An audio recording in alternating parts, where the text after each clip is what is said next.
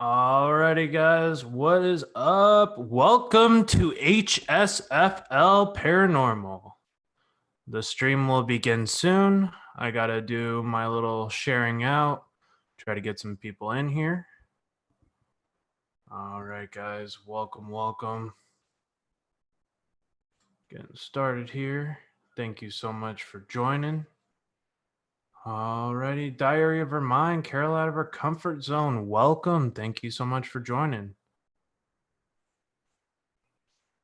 Gonna be having a special guest come up here tonight. We got Cynthia from Presence of the Unknown. Thank you so much for joining. All right, guys, let me get this shared out real quick. Hey, what's up, Kim Fitzgerald? Hey, got Genus Bizarro. We got Jeanette Moore. Mudcon is lurking. What is up, everybody? Thank you so much for joining. I really appreciate it, guys. All right. Thank you, Carol, for sharing this out already. You're on it. Thank you.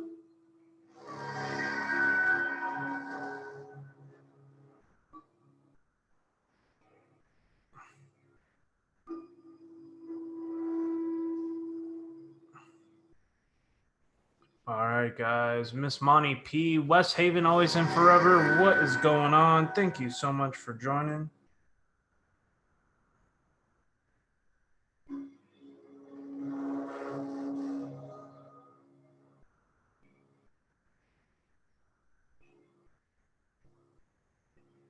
Hey, Colleen, what's going on? Welcome. Thank you so much for joining. 13 people in the house. I'm going to get that number up here in just a couple minutes.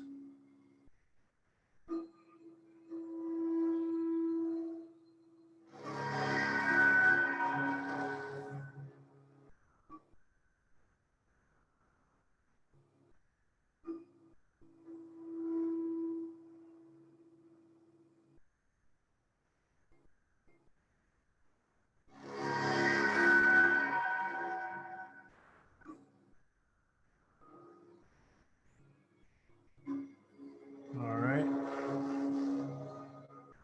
Thank you, Kim, for sharing this out. I appreciate it. Welcome, everybody. Thank you so much for joining. All right, we're going to get some people in here. Just you wait. I'm getting this all shared out while I'm waiting for my guest to arrive.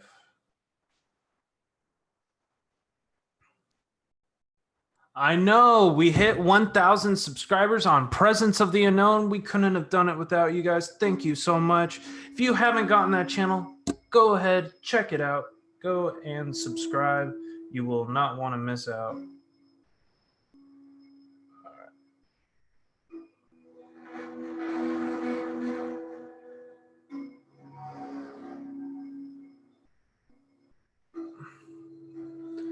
Hey, Melanie Harris. Thank you, West Haven, for sharing it out on your community post. I really appreciate it. Caitlin, how's it going? Welcome. Thank you.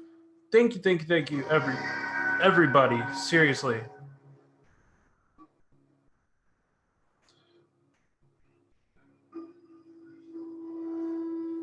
Alrighty, Canadian Witches, hello. Thank you so much for joining. I really appreciate it, fam. All right, guys.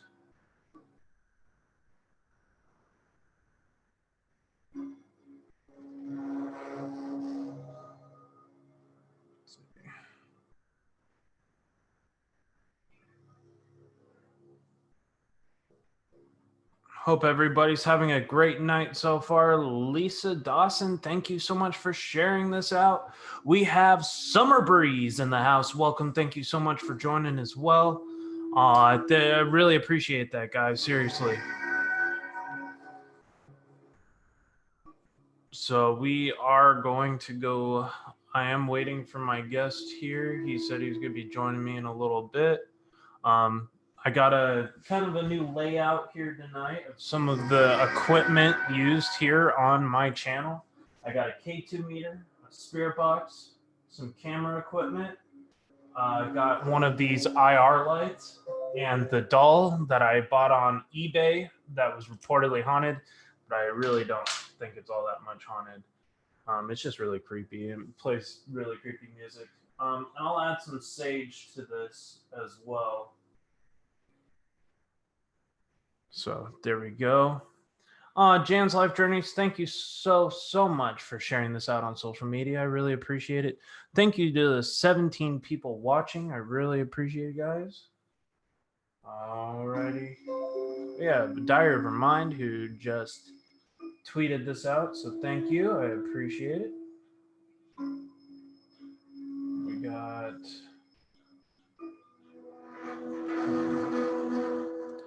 Yeah, you can never get too much sage, guys. Did I miss anybody in the chat? I hope not. Melanie Harris, Jeanette Moore, Miss Monty P. I think I got everybody.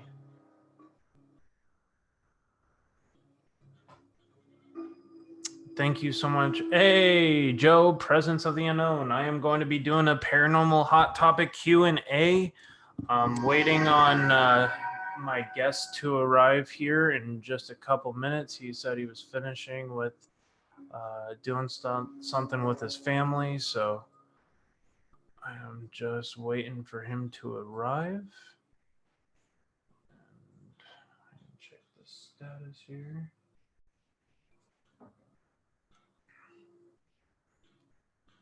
If not, then I don't know. Figure it out. Should change mine soon. Looks like a purplish blob. So how do you guys like the lighting in here? Because I can change the color to whatever. I can make it kind of change colors and whatnot.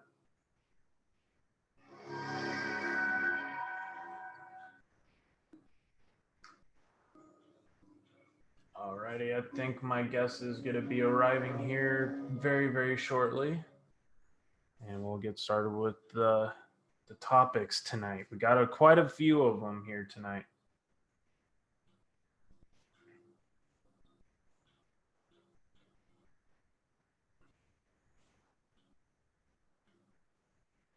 So let me get back to the chat. We have Kelsey's Paranormal Investigations in the house tonight. Thank you so much for joining. I really appreciate it. Go blue? Oh, there's a few different blues. I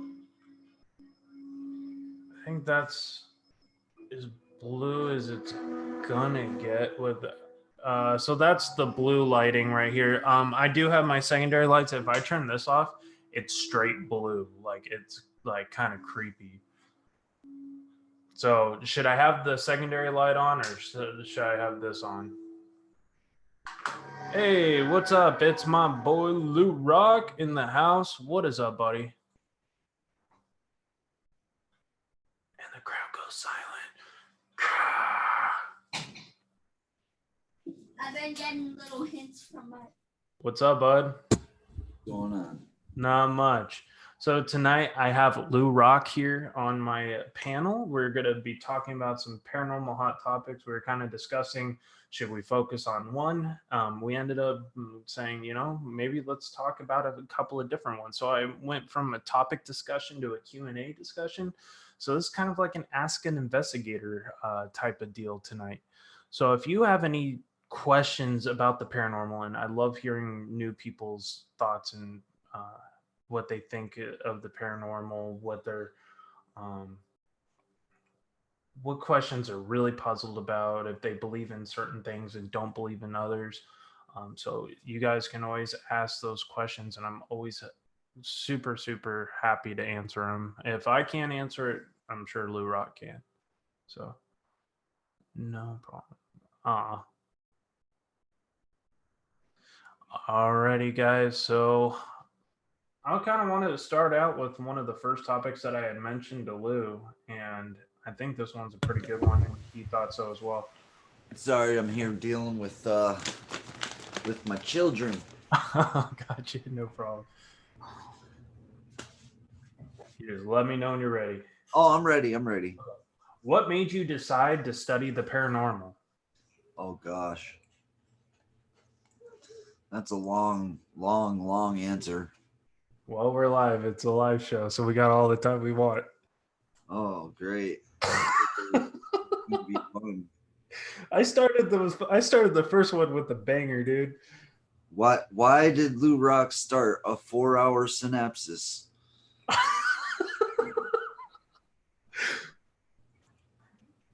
I gotta pull up your channel chat here. What's up, everybody in the chat? All right, so why did I start paranormal? For me, it's not the. I hear a lot of people that say, "Oh, you know, I've been into this stuff since I was a kid," and me, no, I wasn't into paranormal. I wasn't into horror movies. I didn't like even things that are scary. Like I pretty much shied away from all of it. The paranormal was something that I actually didn't believe in at all. Um, not in the slightest bit. And then we had a family member pass, and I bumped into the G Team, YouTube page.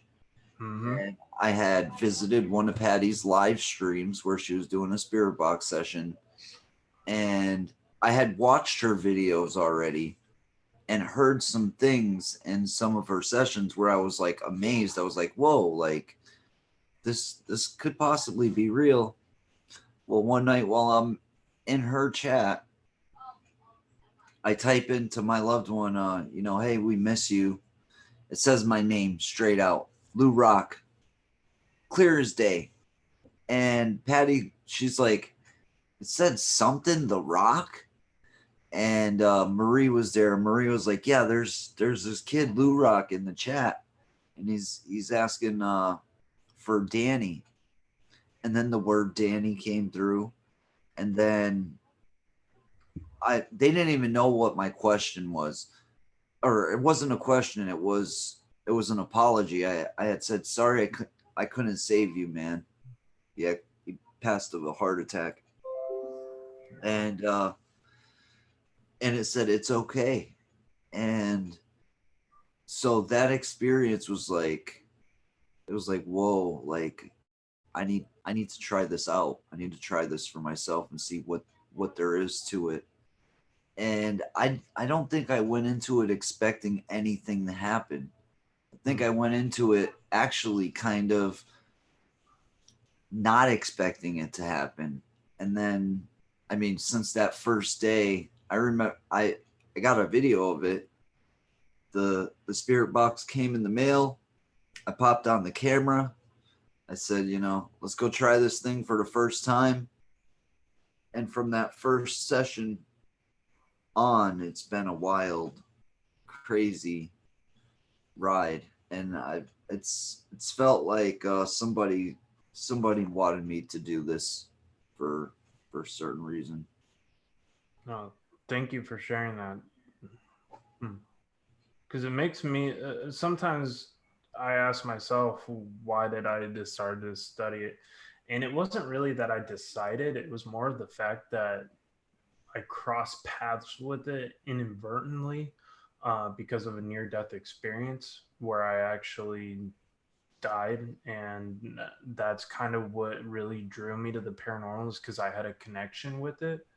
I started to notice and sense things that I didn't notice previous to the near death experience. And that's how I got started studying this. And I went with a few ghost tours and met it with some investigators, tailed along with some of their investigations, and kind of just sparked from there. I mean, the moment I started experiencing things and hearing things off of the recorders, and I was just like mind blown. I was like, this is so cool. I'm like, I want more of this. And so like I've been studying it ever since. Like it's become I've become infatuated with the paranormal. I find it incredibly interesting, and it's people like Patty and some other YouTubers who have really shown me some different ways of handling the paranormal. And and helping with my skill in the field. And because nobody here is an expert, nobody in this field, because it's a study that nobody will fully understand, and it's very interesting. I really, really like this field, but it has its moments where it's downright scary, and I'm sure you can agree with that. Oh yeah, I would say definitely addictive as well. Yeah. Oh yeah. Just like exploring abandoned houses, which most of the time they kind of go hand in hand. My favorite my favorite locations are places that nobody's ever been. Yep.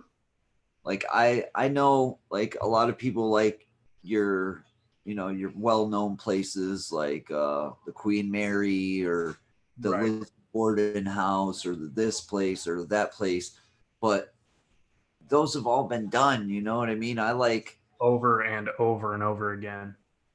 one of my favorite places that I ever explored, we found it on accident. It was multi levels underground. It was like 4 stories underground, and it was a tunnel system that connected multiple buildings in a small town next to where I live. And we actually stumbled across it. We were walking up a riverbank, and we came to this fence, and the fence was open, and there was this big giant hole in the ground, and I'm like, what is this, a cave? And we start walking in it, and it's got walls and like supports and all kinds of stuff, and I'm like, well, what is, and we just started going through it, and we found out that we come out underneath the building. We had to go up a few levels, but we end up coming up through buildings. That tunnel system is actually like the size of the whole city. Wow. Pretty crazy. You can get lost down there. It's pretty Does scary. it still exist? Oh yeah. Oh yeah. Huh. One of the Even reasons. more for me to make a trip out to Massachusetts. Well, the thing about that place is it's the most dangerous place I've ever been. Really? I literally promised myself, I was like, no, never gonna go back there. And then when James the Fam was here, he was like, we ended up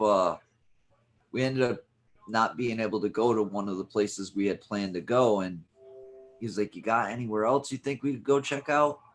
And I'm like, I do, but we might get killed doing it. He's like, that's perfect. That's the place I want to go. Like, that's what I'm talking about. And I'm like, oh man.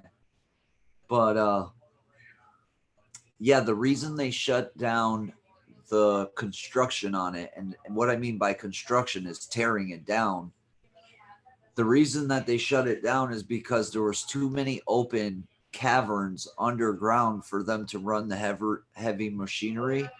So they can't safely tear this place down because there's all these big giant, So you have a real risk there of injuring yourself. oh dude, there's nothing but collapsed ceilings everywhere. Yeah. There's pools of water, but these pools of water aren't just pools of water. They're pools of water filled with toxic waste. Oh. PCBs and other toxic chemicals, because above this building was an old tire factory. Jeez. And so you're talking, stuff that can really harm you, really, really bad stuff. But I got a rush out of it. Like we were saying, it's addictive, man. And when you find something like that, and it's an adventure, it's an exploration. Mm-hmm. It changes your mind about things. It's like, well, as long as we get it on video, pass that along to my loved ones and make sure it gets uploaded. Oh yeah, definitely. Hey, what's going on, Elizabeth H? Welcome to the chat. Thank you so much for joining. Yeah, kind of a similar situation when we discovered the abandoned sugar mill. There's spaces that, if you're not careful where you're walking, you're gonna break your leg or something bad's gonna happen. They have these pools of water that are filled with what looks like nuclear waste. And I mean, there's a ton of animals just dead floating in the water, and you don't know what is in there. And you're talking about the pet cemetery? No. That was That looked like nuclear waste as well. yeah. This was just toxic sludge in this place, and then on top of it, it was snowing asbestos in the building. So it was like, and we didn't bring the proper equipment. We all put ourselves at risk at that place, and not to mention that it was just like there was pieces of the paneling and sheet metal sticking out. There was rats everywhere. I mean, it was bad. Like we could have seriously gotten hurt. There's black widows hanging from just midair. There actually, that underground tunnel was one of the only videos that I really had made sure that I put a disclaimer on it. Do not do this, because Yeah. just totally idiot. After doing it, I was like, was I that stupid? Did I really just do that? But there was one time I was with Noah the Fam, and we were out shooting together, and he's walking on this freaking ledge that it's cracking underneath his feet. And I'm like, dude, don't walk over there. And he's like, well, why not? I'm like, because you're going to fall through and you're going to die. He's like, well, yeah, well, as long as I get the video, I guess it's all right. And I was like, that's how sick we are as YouTubers. Yeah. That's not the only time I've heard that. Like, I've heard that from multiple. Because you're chasing the thrill. Yep. It's all about the adrenaline rush, and some things are just not worth it. But then when you do get like an epic video out of it, you're like, I can do this again and again. You could do it 1,000 times, but that 1,001 time, you're not paying attention. You're tired often. It's late at night or early in the morning, and you can get seriously injured or killed. There was actually a time where I was with Tim from Breaking the Shell. Mm-hmm. And we're inside of the factory that's above those underground tunnels. And I go to pick up a bag because we left a bag on the other side. We were like 2 or 3 stories above ground. And I go to get our bag, and we're going to be leaving.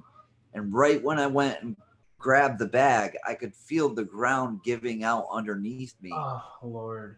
And I luckily, I was already walking and I had momentum going, because it made me trip onto the next panel. And what they were is they were like 4x8 panels of steel that the floor was made out of. Well, one of those panels gave out and just fell straight down 3 stories. Boom. God. Well, if I would have went down with it, they would have been pulling me out of there in a helicopter or something. So that was an eye opener. I've done a couple things lately too that have opened my eyes to, like, all right, maybe I shouldn't go to somewhere alone anymore.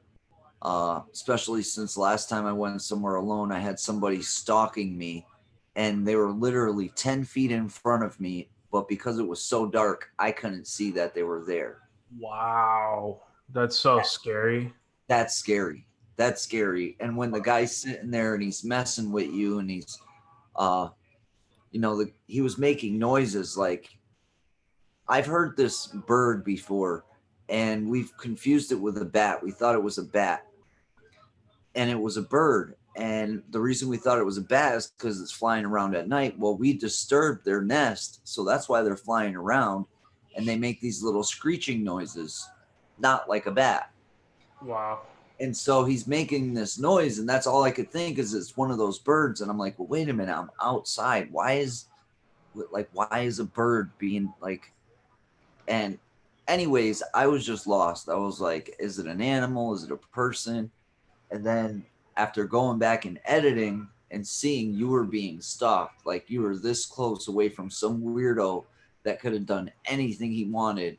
Oh, yeah. And nobody would have heard you yelling or anything like that. You wouldn't have had time to respond to. I literally did a test in that same spot where I was exploring with Fluffy. Mm-hmm. And I just screamed. I was like, watch, nothing would happen if you're out here and you were being killed. And I screamed as loud as I could. Ah! And The funny thing is, actually, the police did show up. Oh no. Yeah. No, the police showed up, but the police showed up and they only stayed out at the roadside and they never came into the woods. And all we had to do was sit there quietly and then they drove away. So even if I was being murdered there and the cops showed up, they still wouldn't have caught nobody. You know what I mean? Like they showed up for the call, they didn't see or hear nothing, so they just drove away.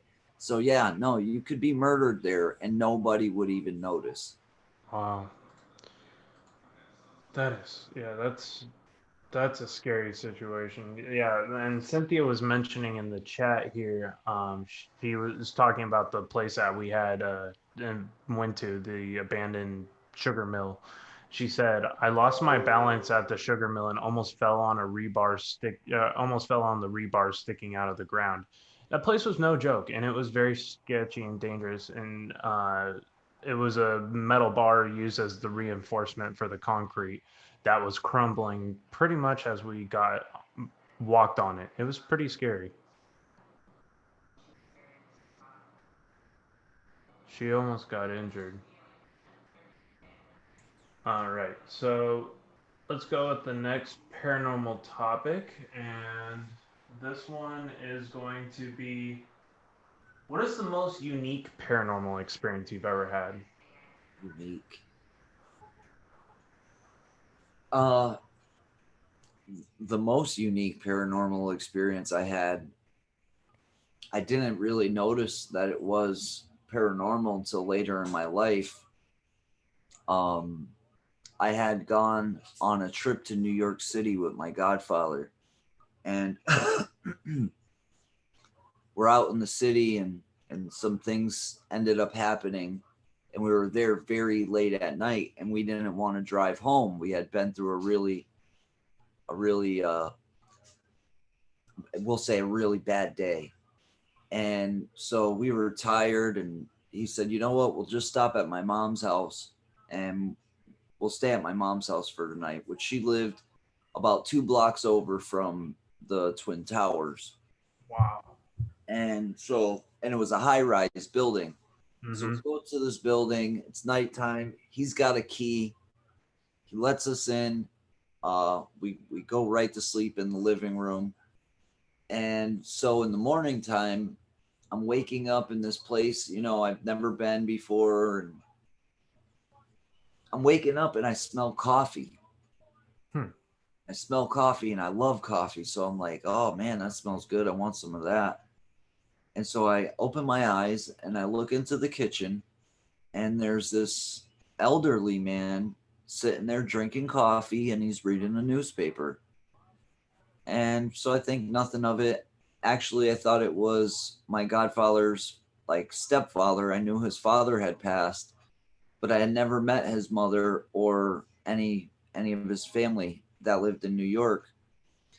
And so I went back to sleep, and I waited for my buddy to get up, and he gets up, and I said, who was that guy in the kitchen this morning drinking coffee? And he says, he's the one who gave me the name Lou Rock. He's like, Lou Rock, there ain't nobody here except for me and you. My mom left earlier. And I'm like, nah, man, there's this guy with all gray hair in the kitchen this morning. He was reading a newspaper, sitting in that chair right there and drinking his coffee. And then he starts to think to himself, and he's like, because I had said to him, I said, is that your stepdad or something? And he told me, no, his father had passed away and that his mother's boyfriend had passed away. Wow. So when she had gotten home and he had told her the story, and she said, he told her, he said, Lou Rock seen somebody in your kitchen this morning. And she was really interested when I started telling the story. And I told her exactly what happened. I woke up, there was an elderly guy in the kitchen. He was drinking coffee and reading the newspaper. She started crying. She was like, her boyfriend had passed about 6 months before. And the thing was, is he would sit every single day in the same chair, the one that I pointed at, and he would sit there and he would read his Spanish newspaper and drink his coffee every single morning. And so when I told her the story, she starts crying because she knows there's no possible way for me to know these things, like what he looked like, what is like I could describe him to a T, his hair color, his everything about him. And even my godfather, he still to this day, he's like you did some weird, like he says, voodoo stuff. He's like he was actually very shocked, and he's the kind of person that if you asked him if he believed in ghosts and stuff, he would tell you no. But after experiencing that, he's got no answer for what happened that day. Wow. Actually, the day in New York was actually a very tragic day the night before. And that's why we didn't want to leave, because we had been through such a really crazy, tragic day the day before. It was pretty it was pretty bad. It was a pretty bad day. Somebody had passed, and we didn't feel like driving home 4 hours, 3.5, 4 hours to get home, and we ended up staying. And that's what ended up happening. That was the most. That was the most. And the guy was not like see-through. He didn't look like a ghost. He looked like a person. He looked like a solid flesh and blood human being. He had coffee cups. He had freaking newspapers and stuff. Like, he did not look like a ghost, unless ghosts can walk around with coffee cups and newspapers. Yeah. But it happened. It happened.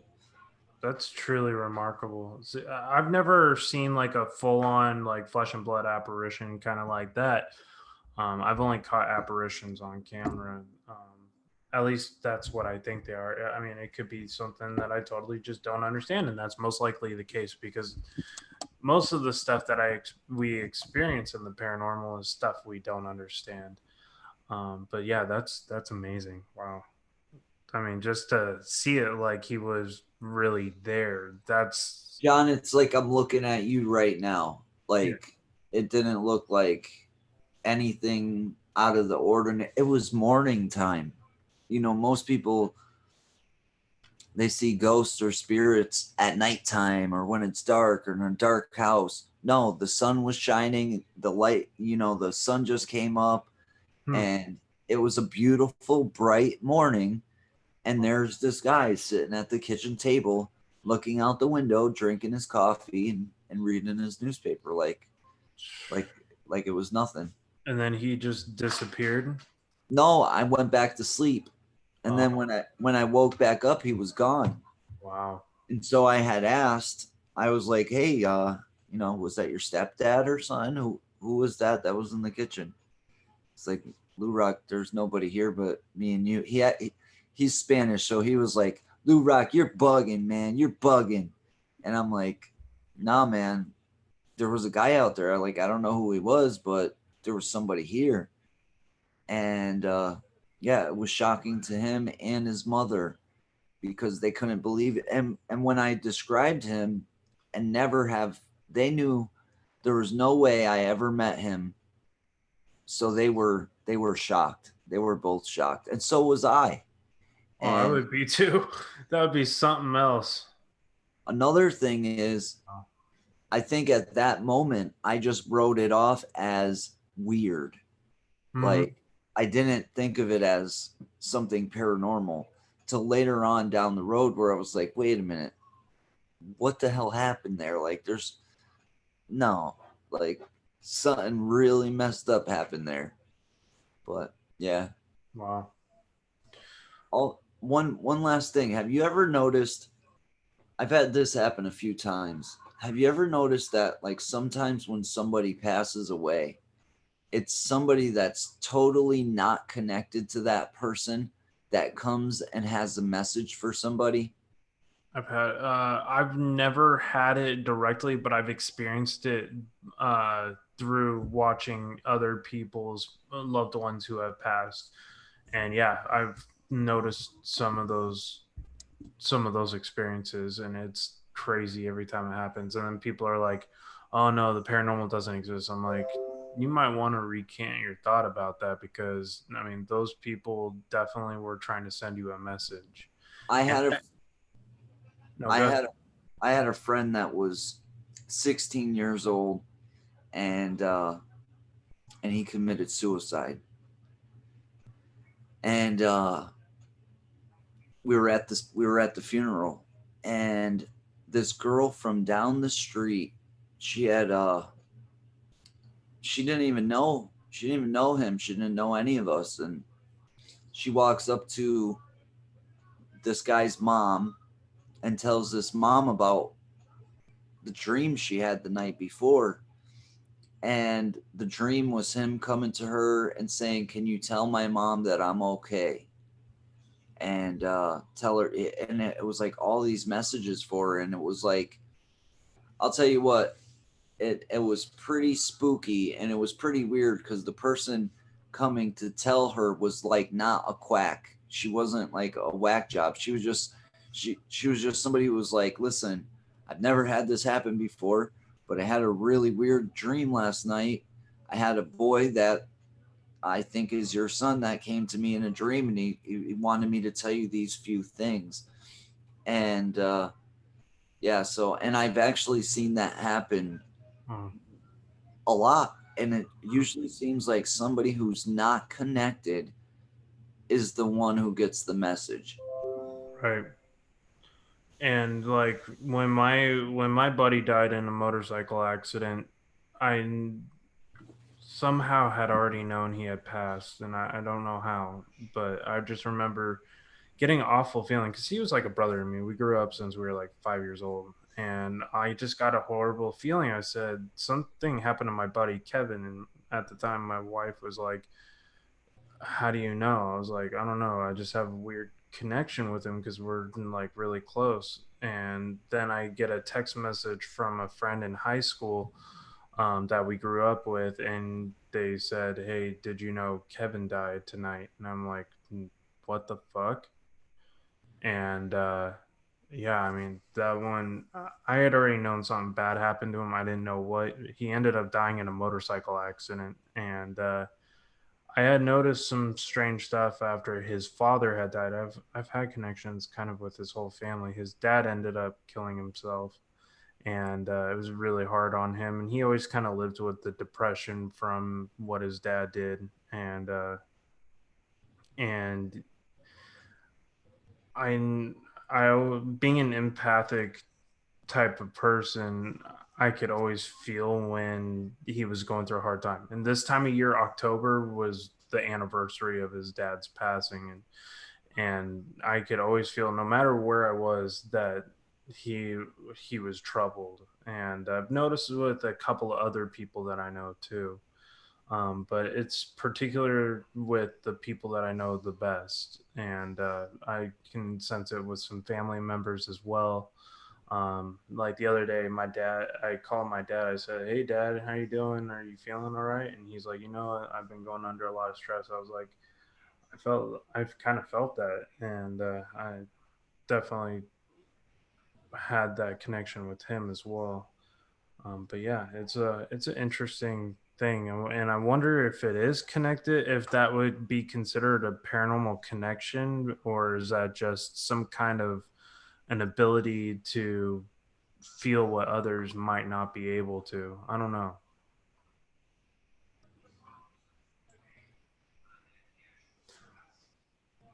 What are your thoughts on that, Lou?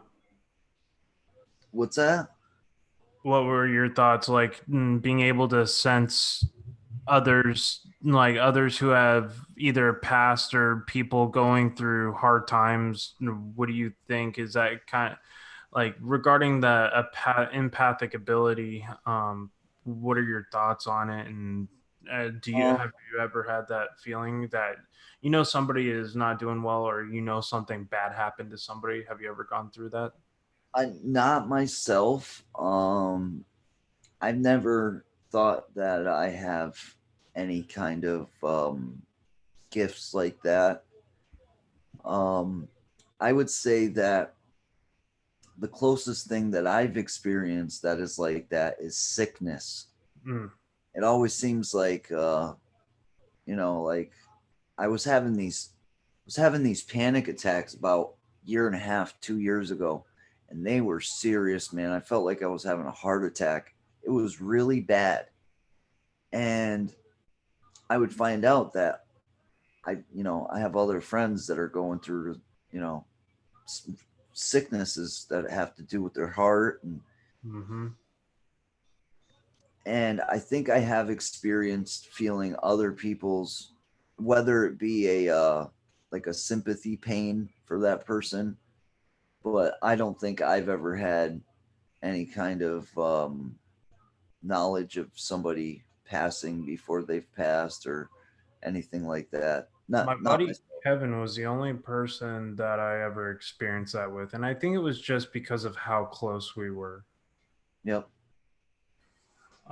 So another hot topic paranormal question is, why can some ghosts be heard while others can be just heard with equipment? And what are your thoughts on that? That's weird. That's a that's a tough question to answer because sometimes you'll go on an investigation or whatever, and you won't hear anything. And I'll go home thinking, oh, this was a bust. Right. Ah, man, like this was a waste of time. This sucked. And then I'll go home and I'll listen to the footage, and I'll find the craziest freaking EVP I've ever heard in my life. And it's like, well, wait a minute, how the hell did we not hear somebody telling us get the F out of this building, or but then I've also heard things with my ears that seem to be there, but they're not they're not there. I mean, you don't I've heard what sounds like somebody coughing. I've heard uh I've heard what sounds like, somebody talking to you, and you look and there's nobody there. There's the funniest thing that ever happened to me was I was with Noah the fam again, and we were down underneath one of those factory buildings, and we're walking, and I said, "Stop, wait a minute."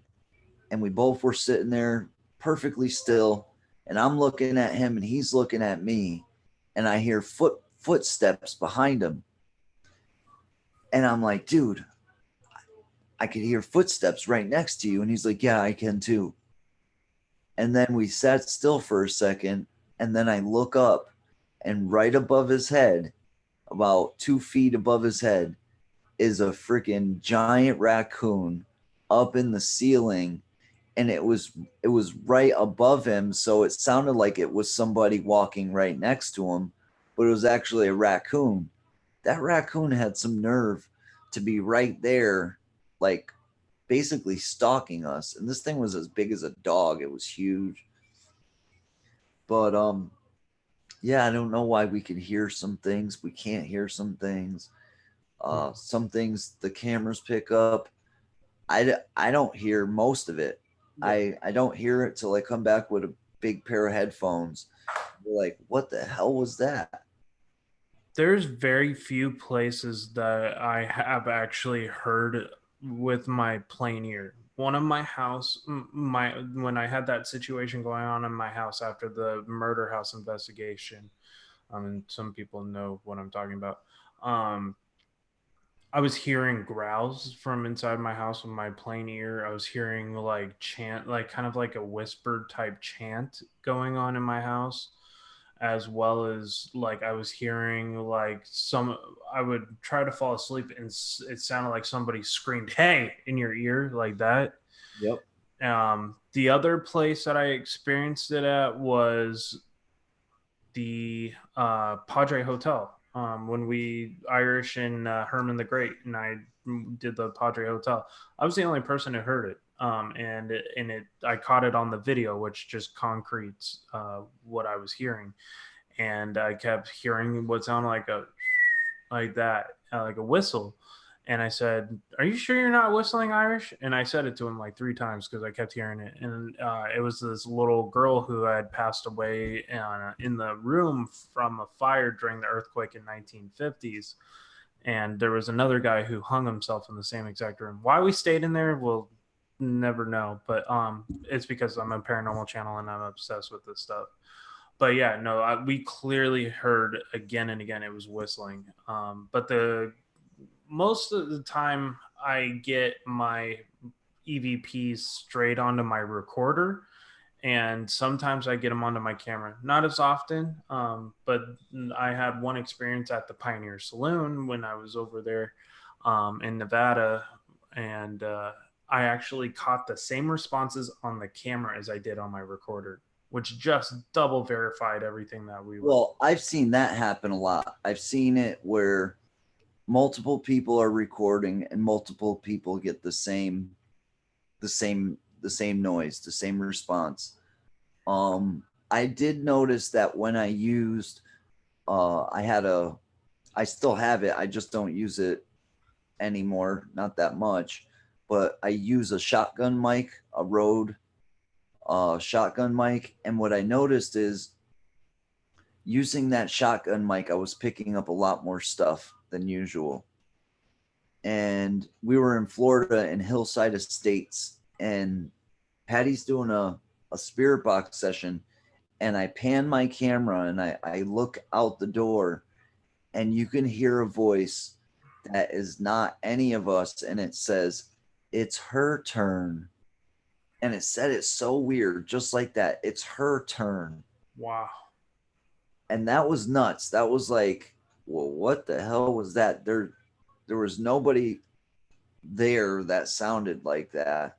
And one of the other most crazy things that has happened to me just happened to me recently in my 30-minute alone challenge, where that guy was stalking me.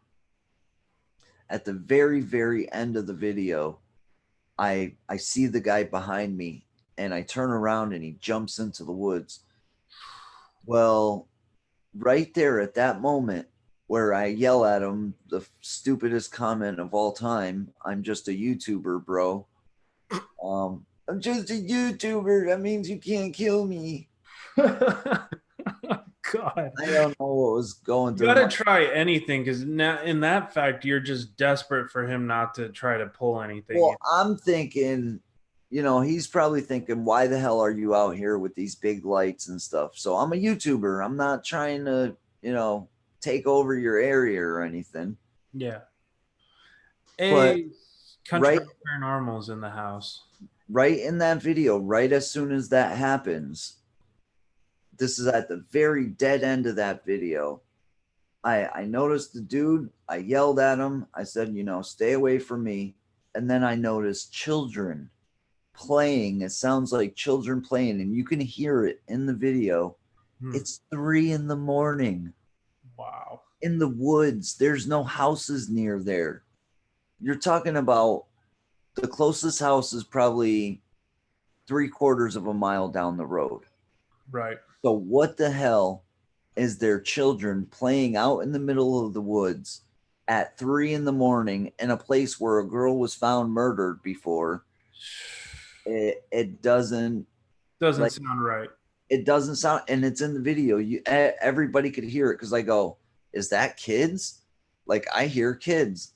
And then my camera literally died at that moment, because I had been there for like an hour and a half. It was a 30-minute challenge, but I was there for an hour and a half hiding. But yeah, that was crazy, hearing little kids out playing at night at 3 a.m. while I'm being stalked by some weirdo. And it made no sense. But it made sense towards the story of the girl, because that's what happened to the girl. Is she snuck out of her house 25 years ago. She ended up, getting killed somehow, and ended up right there where I was shooting that video. Well, it fits with the story. If it was like that's what she heard back then, or that's the noises that I don't know. I don't know. I hate to try to explain stuff I know nothing about. Yeah, that's so eerie to hear the children laughing at 3 a.m. Like that would make me uneasy, and I've I been mean, it's through in this the video. Yeah, it ain't.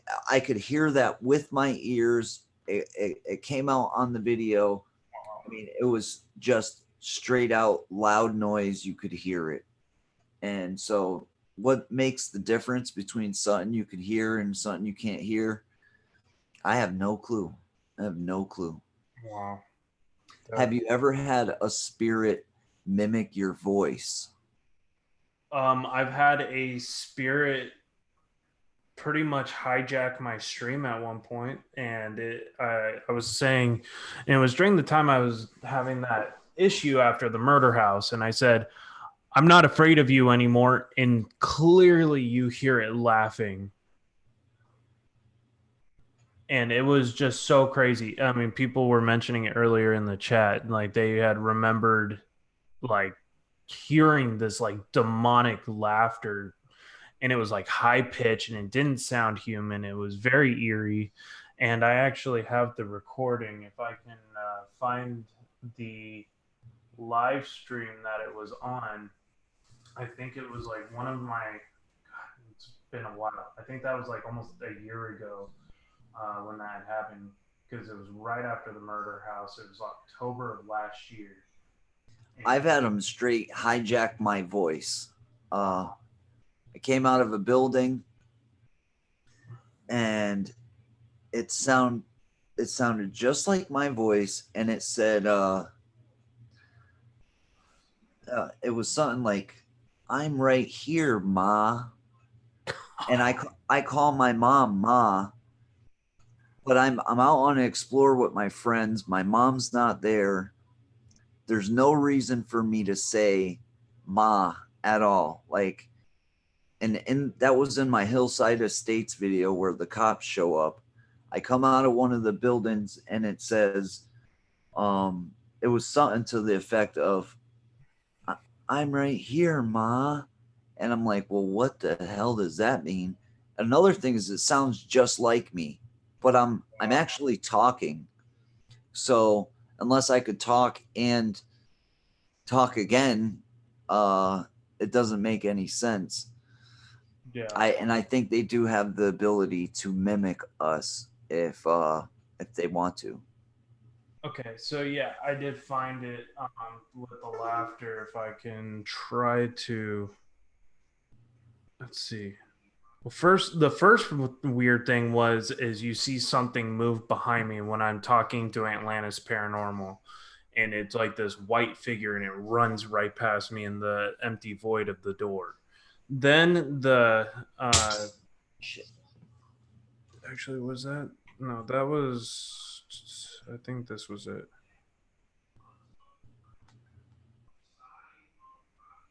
I think it was this stream. Now I can't remember.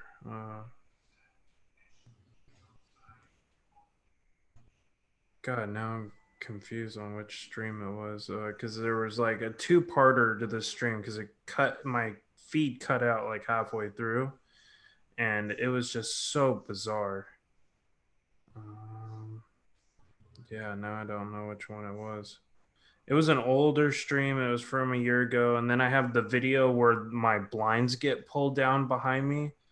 That was super unnerving. Like that was crazy. And especially for that to happen on a live stream was even like just added to the creepy factor. One of my all-time favorite catches is a catch that I was with like 7 people and not one of us caught it. And I didn't even catch it until about like 6 or 7 months later. While we were in that yellow house, we're all sitting in the room with the salt circle in it. And you could even, like, I panned my camera up onto, it's looking at Patty. And she says, "Close that door behind me." And they closed the door. And oh no, the door was open, and you could see the door open behind her, and then everybody's attention goes over to the closet. And so everybody walks over to the closet. Everybody's over there. We're all together. We're all in the camera. All like there's like 7 cameras going. You can see where every single person is standing. And we hear just this little tiny noise. And we turn around and the door is closed. But nobody could remember if the door was open or if the door was closed. So nobody really noticed it. But in the video, when you look at it, you're like, well, wait a minute. Nobody noticed that. And the door's closed. You can see the door closed right in the camera shot. Like you see where everybody was at and you can see the door closed. That's one of my most favorite and I'm probably gonna reuse that as like in a top 10 video somewhere because nobody noticed it. And to me, that's something that like couldn't be faked. It couldn't be faked. Yeah. Nobody put it in their video.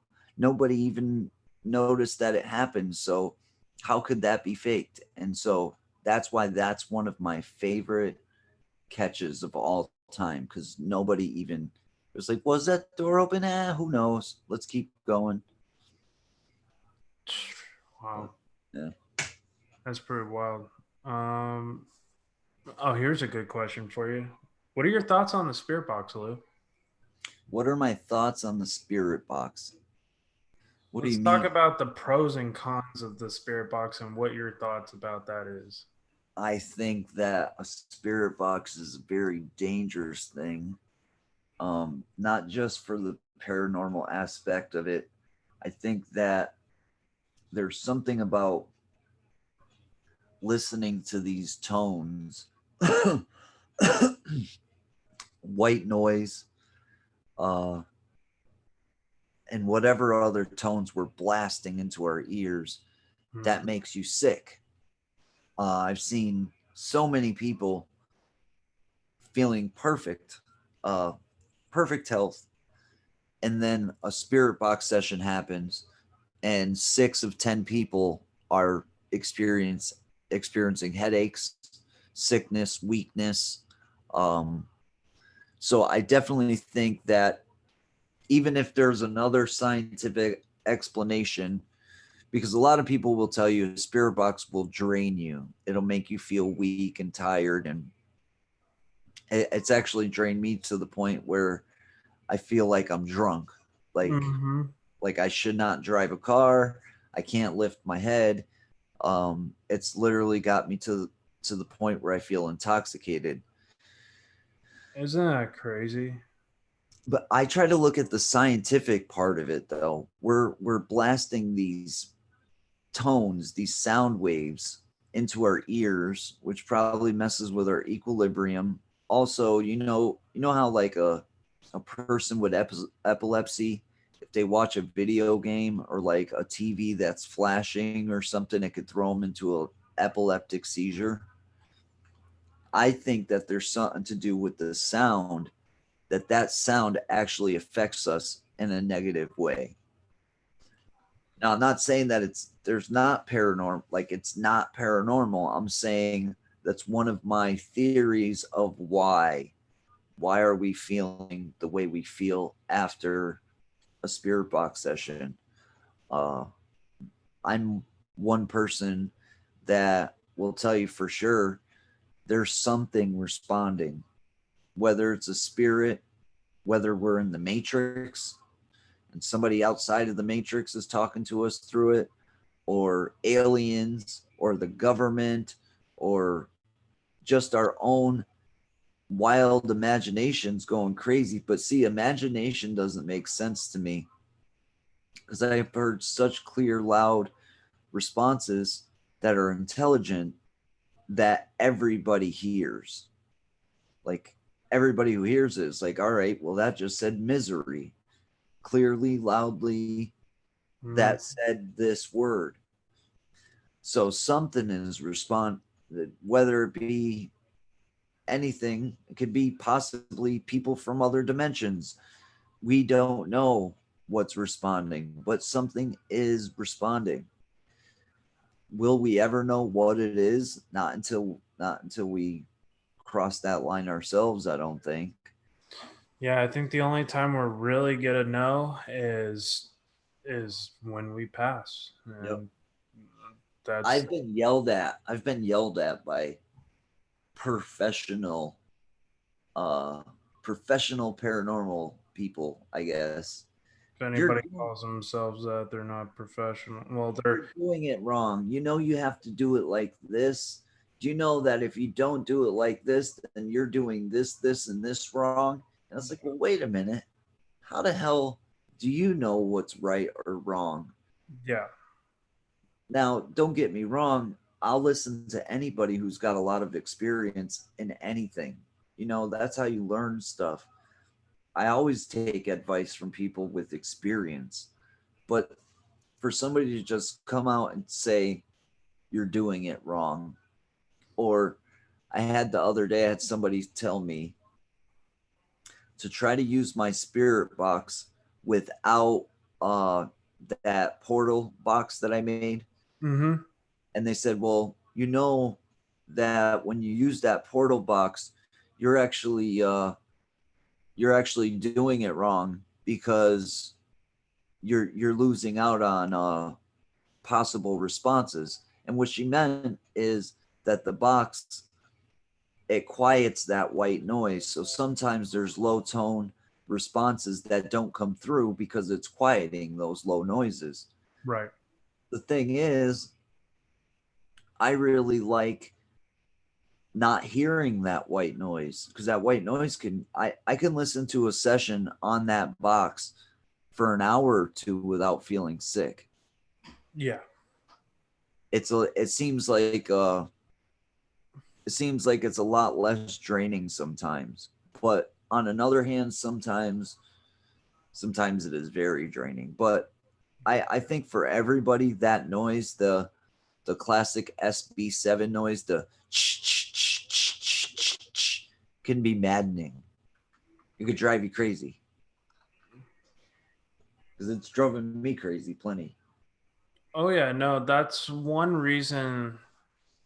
For some reason, my SP7 just disappeared. I have no idea where it went. And when I got the new box, it's so much better, dude. Oh my god, not having the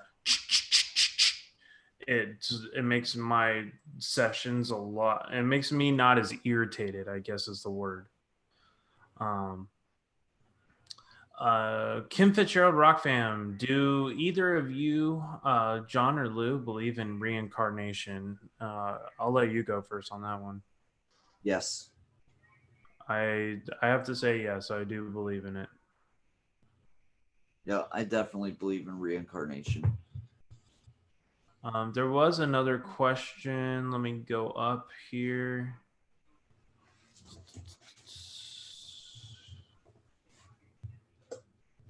Somebody did ask another good question. I hope I didn't miss out on it.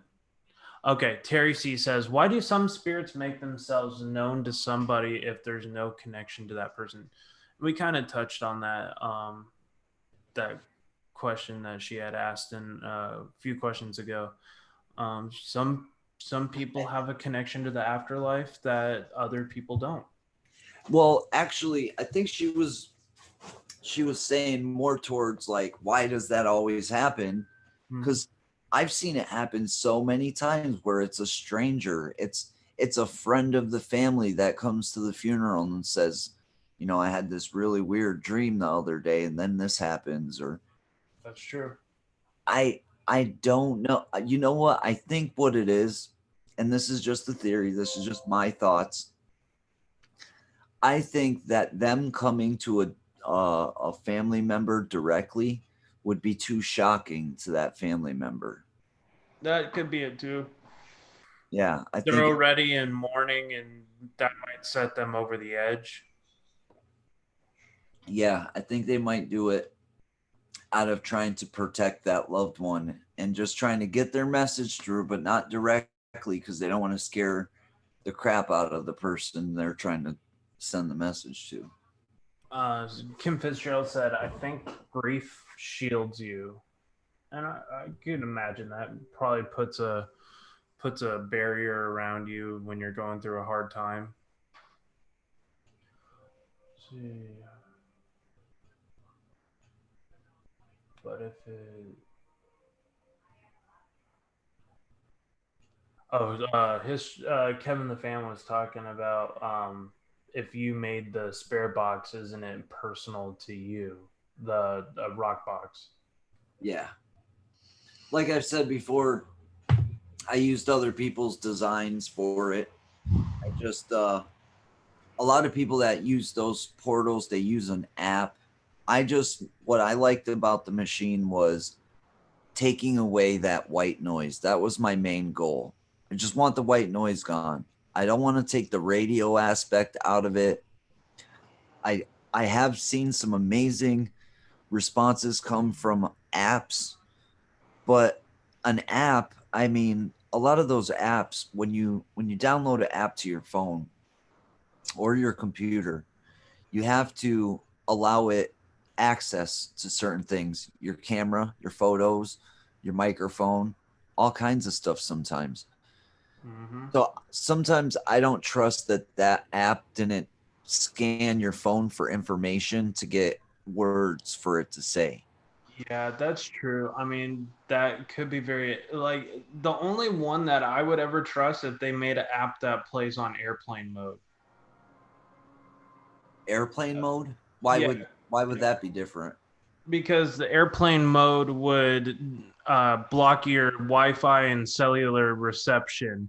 So it'd literally be just scanning for like jumbled words and putting them into English. Like if you put them into reverse mode on airplane, then there would be no cell phone reception to scan through those radio signals, and the spirits would actually have to work really hard at formulating their sentences.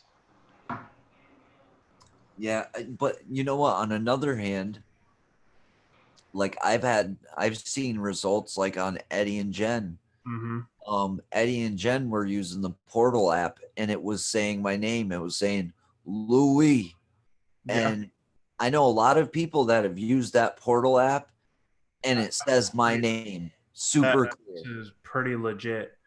I've gotten your name off of my SB7. I've gotten your name off of the new 587, or what is it, the 587? I've gotten your name off of Spiritus. I mean, I've had my own name set on all three multiple times. I believe that some of the apps are legit. I don't want my Spiritus, freaking name coming over random people's freaking. That's just crazy. yeah. I mean, like you're not even in the chat, and all of a sudden it says Lou Rock, and I'm like, God, I gotta tell him to come in here to listen to this shit because it keeps saying his name over and over again. And like I've had it like today, I was using the 587 on a live Facebook feed, and I kept hearing, "Hey John," like that on the 587, and it said over and over again. I had some weird conversations with the spirits on the 587 that I was like mind blown. I was like, I had recently did a live stream, I think it was last week, and I had gotten in contact with what I thought was a historical figure named Jonathan Edwards. And this guy was a bad dude. He preached fire and brimstone, and like he forced people to pay him a one-way ticket to so he could prevent them from going to hell. He was in for the money, not to help people. Let's just put it that way. And The John Edwards I know about is the psychic guy. well, this guy was named Jonathan Edwards.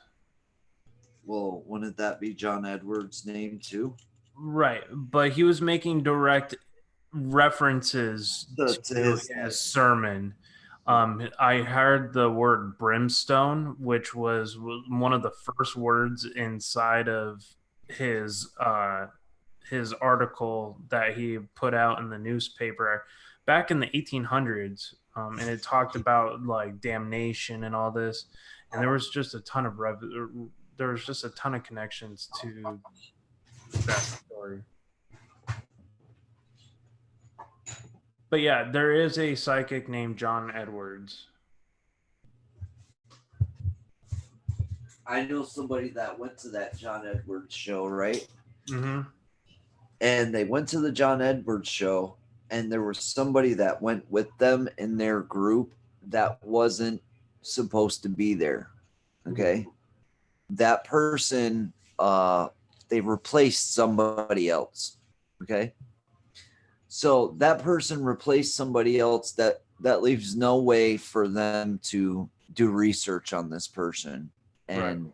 and you know, to fake it, because everybody is always worried about people faking it. So this person comes, they replace somebody who couldn't make it to the show. They go to the show. They actually, John Edwards picks up on this person, and this person's husband had just passed away. Now, her husband passed away, but she couldn't find the money, which he left behind for her. And so John Edwards had told her, he said, well, you need to you need to find the painting. And she was like, the painting? What do you mean the paint? He's like, that's what I'm getting. I'm getting the painting. You need to find the painting. She's like, I've been through everything. There's no painting. Like, and so he said, all right, I'm telling you this. I'm gonna move on, but just keep it in your mind. Just it might make sense to you later. Mm-hmm. And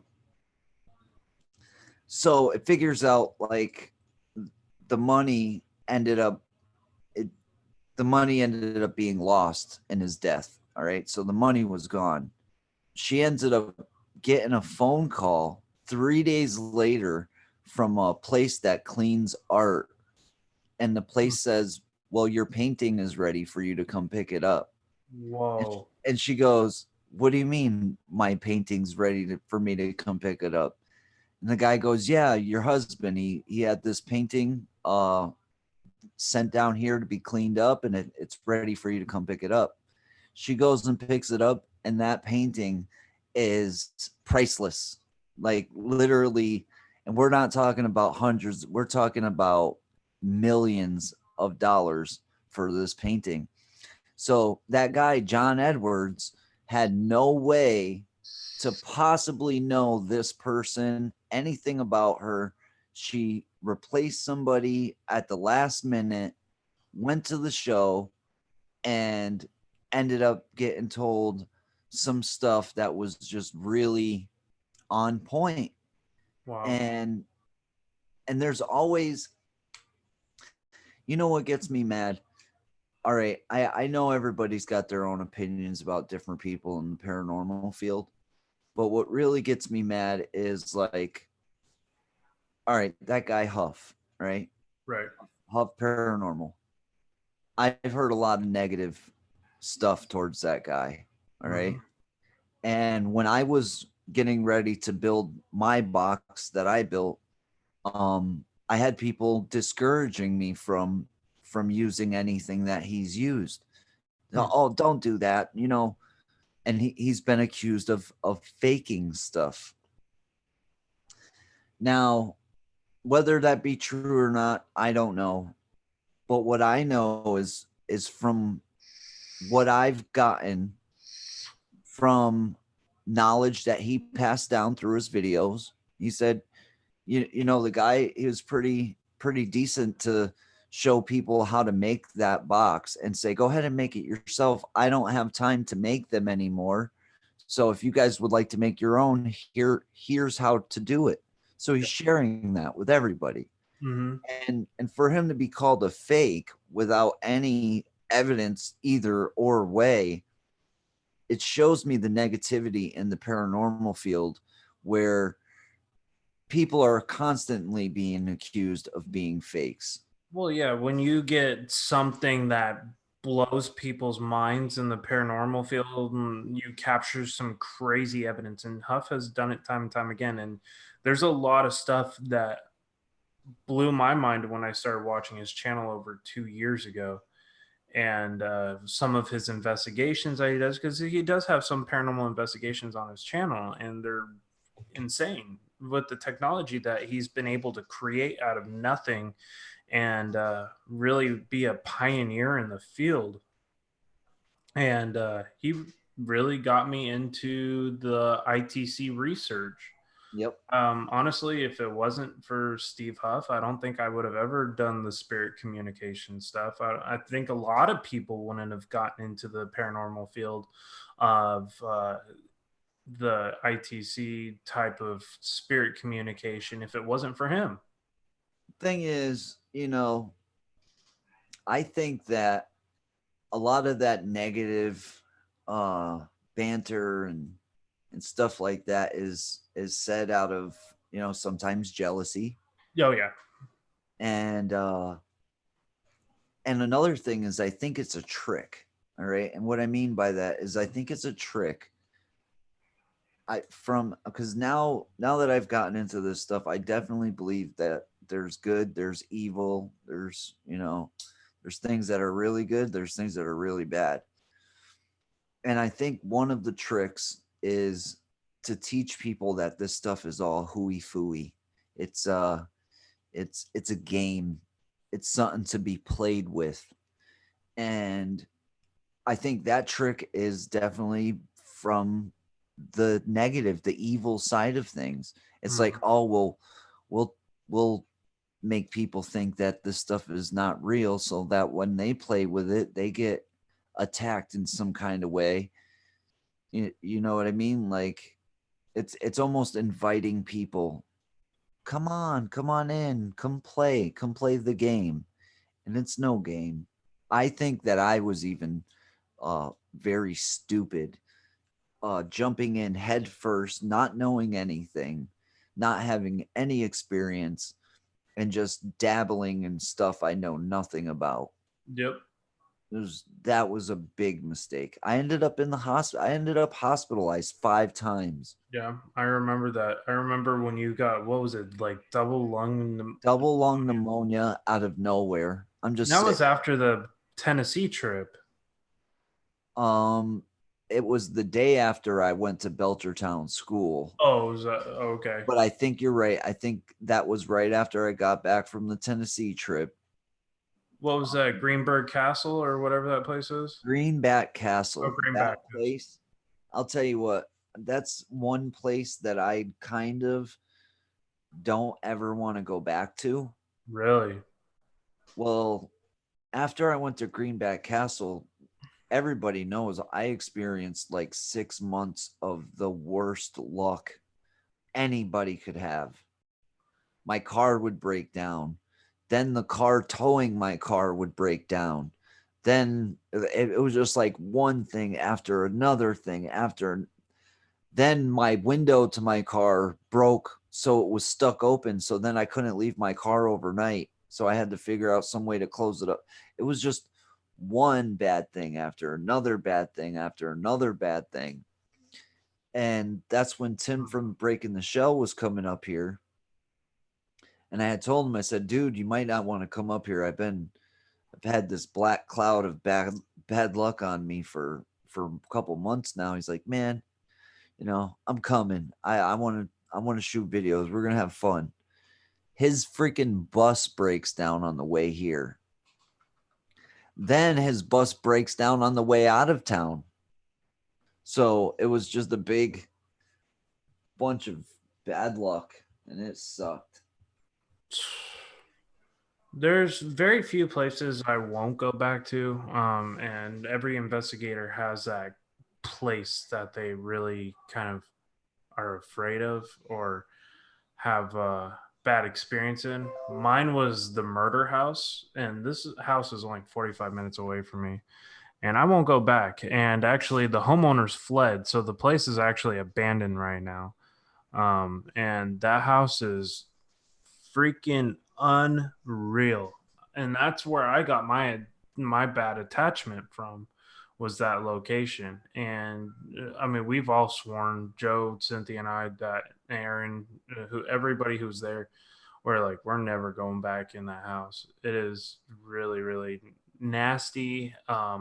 not in the form of like it's dirty. It's just the presence there, the rotting flesh smell that's in that house, the fact that there was a guy who was found dead in the crawl space just 3 weeks before we had got there. Like I mean, there's a horrible feeling throughout that whole house. Watching the homeowner get possessed live, like it was just awful experience, and it's something I really don't want to see again. Kelsey says the Greenback Castle is so creepy. I want to go so bad. I'm good. She's gonna take me one day. That'd be awesome. See, the Yeah, thing just about Greenback Castle, it wasn't the night of being there. That was the what I don't want happening is I don't want 6 months of freaking bad luck like I had.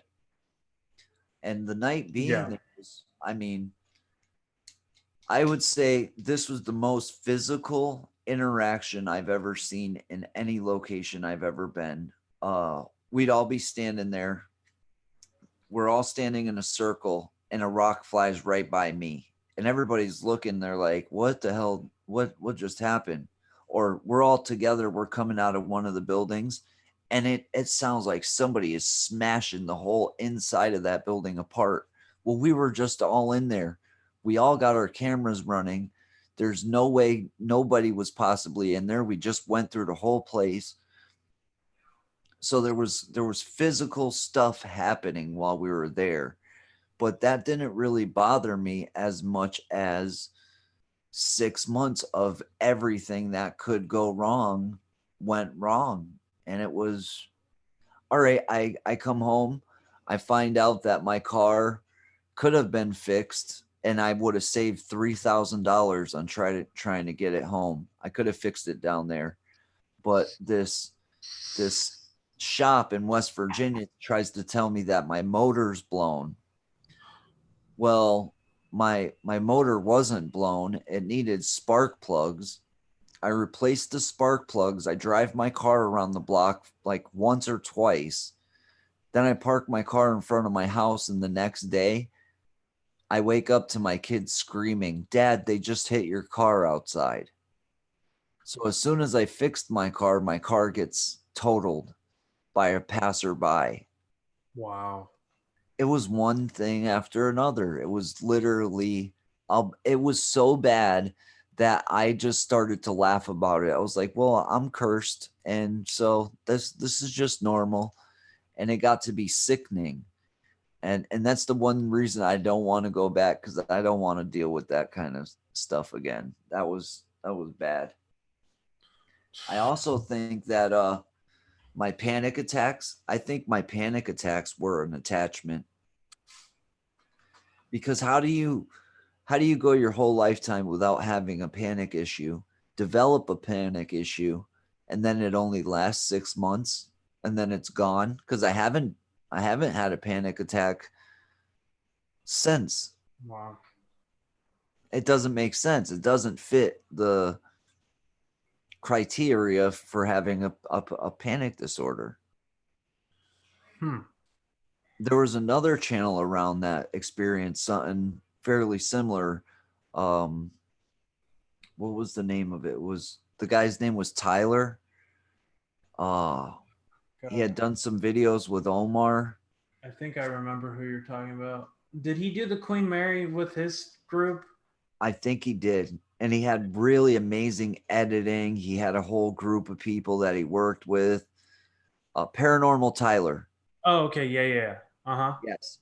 All right. So Paranormal Tyler, if you look at what happened to him, he would even explain it in videos. He would say, I'm a skeptic. I'm a full skeptic, and he would say, he doesn't believe in it, but he's trying to see if it's real or not for himself. And then he started having what he explained to feel like heart attack like symptoms. And they're symptoms that the doctors, you go get an EKG and they tell you you're fine. It's a panic thing. I feel like I'm having a freaking heart attack. I don't feel like I'm having a panic attack. So And I've seen multiple, not just that channel, but other channels that have had negative adverse effects from doing paranormal. Yep. Let's see. There we go. Yeah. Oh yeah. No, for sure. Like I've had my bad effects from going on certain locations and having stuff follow me back. And I have a friend who runs one of the most haunted houses in Los Angeles, and one of the people that gives tours of his house, and I'm talking about David Oman. Um, this girl named Tammy, I believe she's a medium, and she or one of the mediums at his house that did the tour said, "John, you have something dark that follows you." And that was the first time I had heard it, but it wasn't the last. Ever since then, I have had multiple people say, "You have like a dark energy that follows you. Like we can see your light, but there is like a dark shadow that hangs over you." I was like, I wonder Great. why. Yeah, That's it was like one of those "oh great" type moments. But I've had myself cleansed by my pastor, and I haven't really heard that whole situation since I've had the my pastor and done the blessings and smudged myself in my house. Like now it seems free and clear. But yeah, I've had some really dark attachments, and I blame that on the murder house. That place was unreal, and it was really scary. That was the one of the very few times I actually got really scared doing this. And I don't get scared doing the paranormal. Sometimes I'm shocked, but not often am I actually terrified that I'm gonna get hurt because of this. And that's something we have on the forefront of our mind. And Lou's had these kind of issues before. So do a lot of paranormal investigators, because often we don't know what we're actually encountering. And some of that could be a Ouija board. And I've heard horrible stories for me never to want to even touch one. Um, and spirit boxes is another one I've heard that you get attachments from.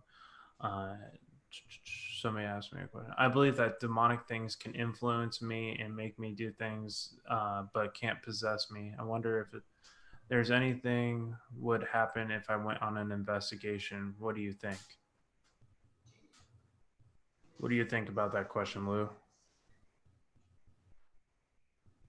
um if anything would happen to Julia, Yeah, I would say be careful what you go looking for, because you might just find it. yeah. And I think that applies to the spirit box too, because if you're wanting something to happen, it'll happen. Trust me. And it's when you least expect it. Um, I've only had something happen once. Yeah, and sometimes that's all it takes for somebody to go, I'm not doing this anymore. And I almost had that moment at the murder house. I was almost like, you know what? Some things are just not worth it. After I went through that whole ordeal and I was waking up with cuts and my pillow was soaked in blood from the claw marks in my hands that I was waking up with, and the scratches on my neck. And after that, I was like, dude, I don't know if I could do this again. I mean, that whole situation, and my pastor telling me literally, you keep doing this with this residence, and he's like, you're gonna get possessed. It's not a matter of if, it's a matter of when. And he's like, you're not being careful, you're not doing what you're supposed to be doing. And he's like, and he told me actually not to use the spirit box. I don't think there is any way to do it right. No, I because think, if you leave yourself open, it's a free invitation for whatever wants to come through. yep. I actually know. Oh, yeah. James the sharpshooter said, "Hey, can we pray for Kelsey's dad?" Yeah, Kelsey Paranormal's dad has a mass on his lung. He's not doing really well right now. He has stage 3 inoperable lung cancer that's spread to his lymph nodes, according to people in the chat. So, God, I ask you to please put a shield and light and love and protection around Kelsey's dad and her family. I ask that you take care of this horrible cancerous situation going on with his lungs. I ask that you please spare this man of his illness, and I just asking you to please take him under your wing.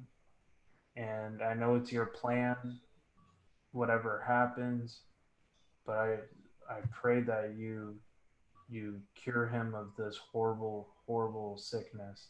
Amen. Amen. Nobody deserves to go through cancer, like, ever. Like, it's one of the worst things to ever watch somebody go through. Yeah, my grandfather, he has stage 4 lung cancer right now. And the messed up part is he's never smoked a day in his life.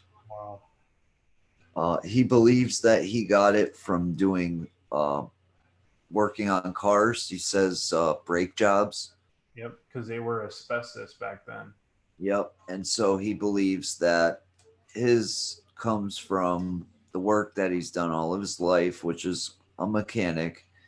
And he kind of jokes around. He's like, maybe I should have smoked. I know that's a messed up outlook, but I mean, it's got to be kind of crappy. I mean, he's always taking care of himself, and then to be hit with such a, hardcore sickness. Yeah. Pretty tough. I think that's the reason he's still here today, is because he's never smoked, so his body is very healthy. Yeah. And he's actually improving, which doesn't happen very much with that that kind of issue. But yeah, it's same thing, inoperable. Pretty tough. I think though, with the power of our own mind and our own faith, that we can heal our own bodies. Because I've seen some miraculous things. I seen a guy that was diagnosed stage 4 pancreatic cancer, and they told him he had 6 months to live. And I noticed that 6 months went by, and this guy's starting to look a little bit better, and a year goes by, and then 2 years goes by. And I remember I asked him like 5 or 6 years after, and I'm like, what's going on with your your sickness thing? And he's like, I'm doing a lot better now. And it's been now about 17 years. And I go there every year to see him. And the last time I went to see him, I said, his name's Lee. I'm like, Lee, I remember when they diagnosed you and they told you 6 months, what did you do? And I don't take this, I'm not giving this as advice to anybody. I'm just saying what he told me. He told me that he stopped taking all medicines that they were trying to prescribe him. Mm-hmm. And he said that those medicines were doing nothing but getting him sick.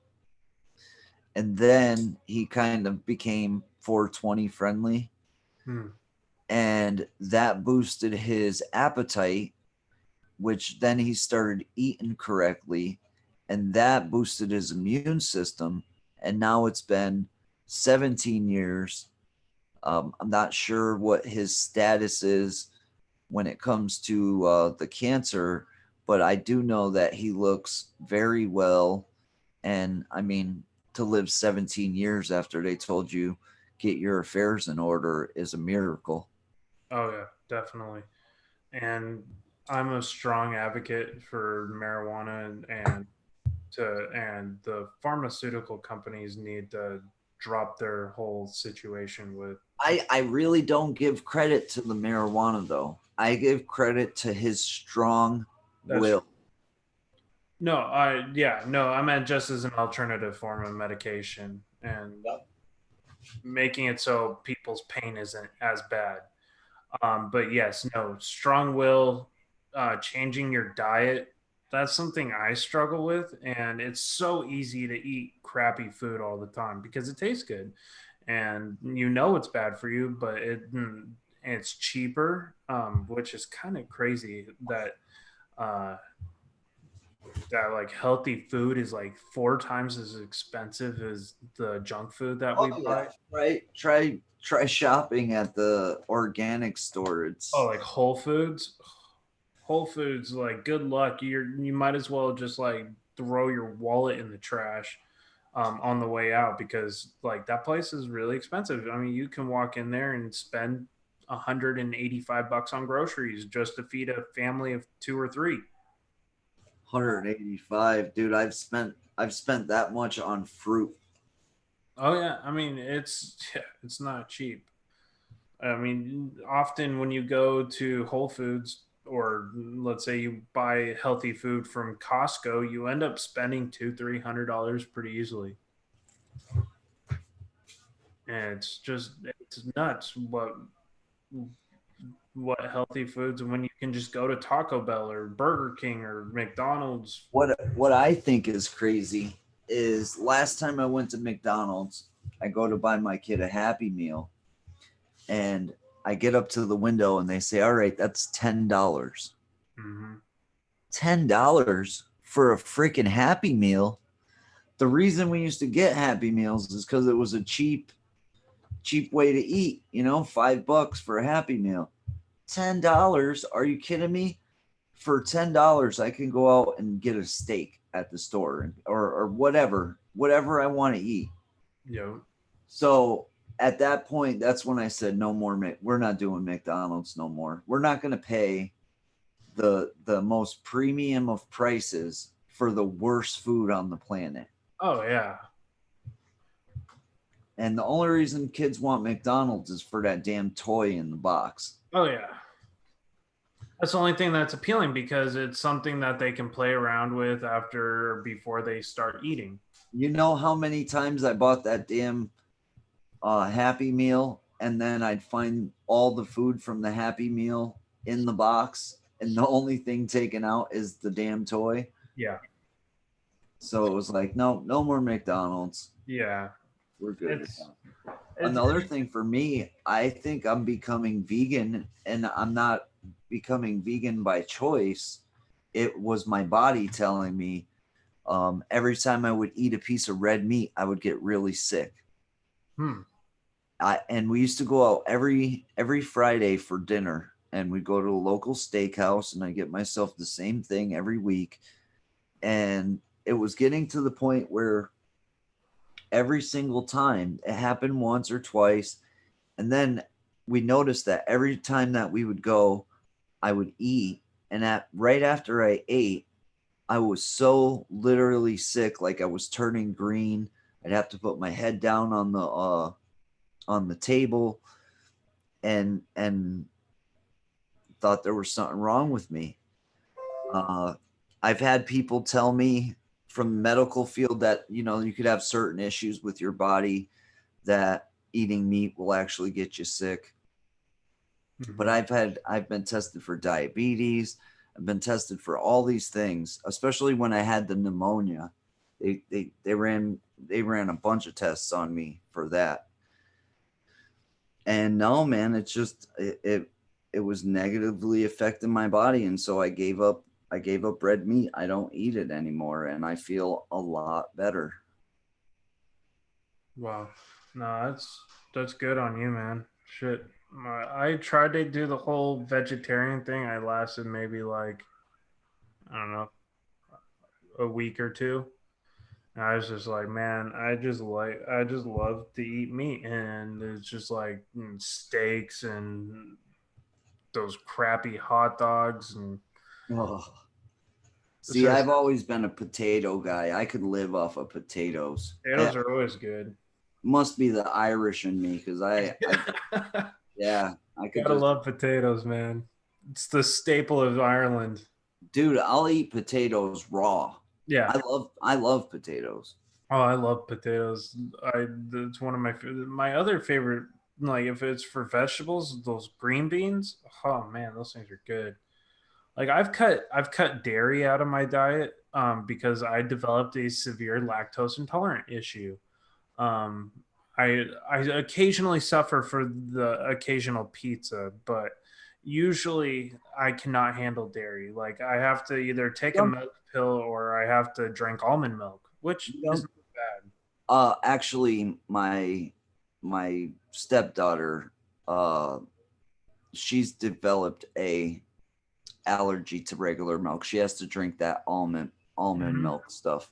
Oh, that's good, man. I love the almond milk. I actually buy coffee that they sell coffee here now that is made with almond milk, and it's really good actually. But it's also very potent. It's quad shots of espresso for every 8 ounces. Um, it helps me to get up in the morning. But yeah, Weird that as a nation we suckle the teat of a freaking cow. yeah. I mean, we are one of the very few animals in the animal kingdom that drink the milk from other than its mother. Yeah, that's weird. It is weird. Have you ever seen where they like get the milk at, like the dairy farms? Mm-hmm. Those udders, they get infected.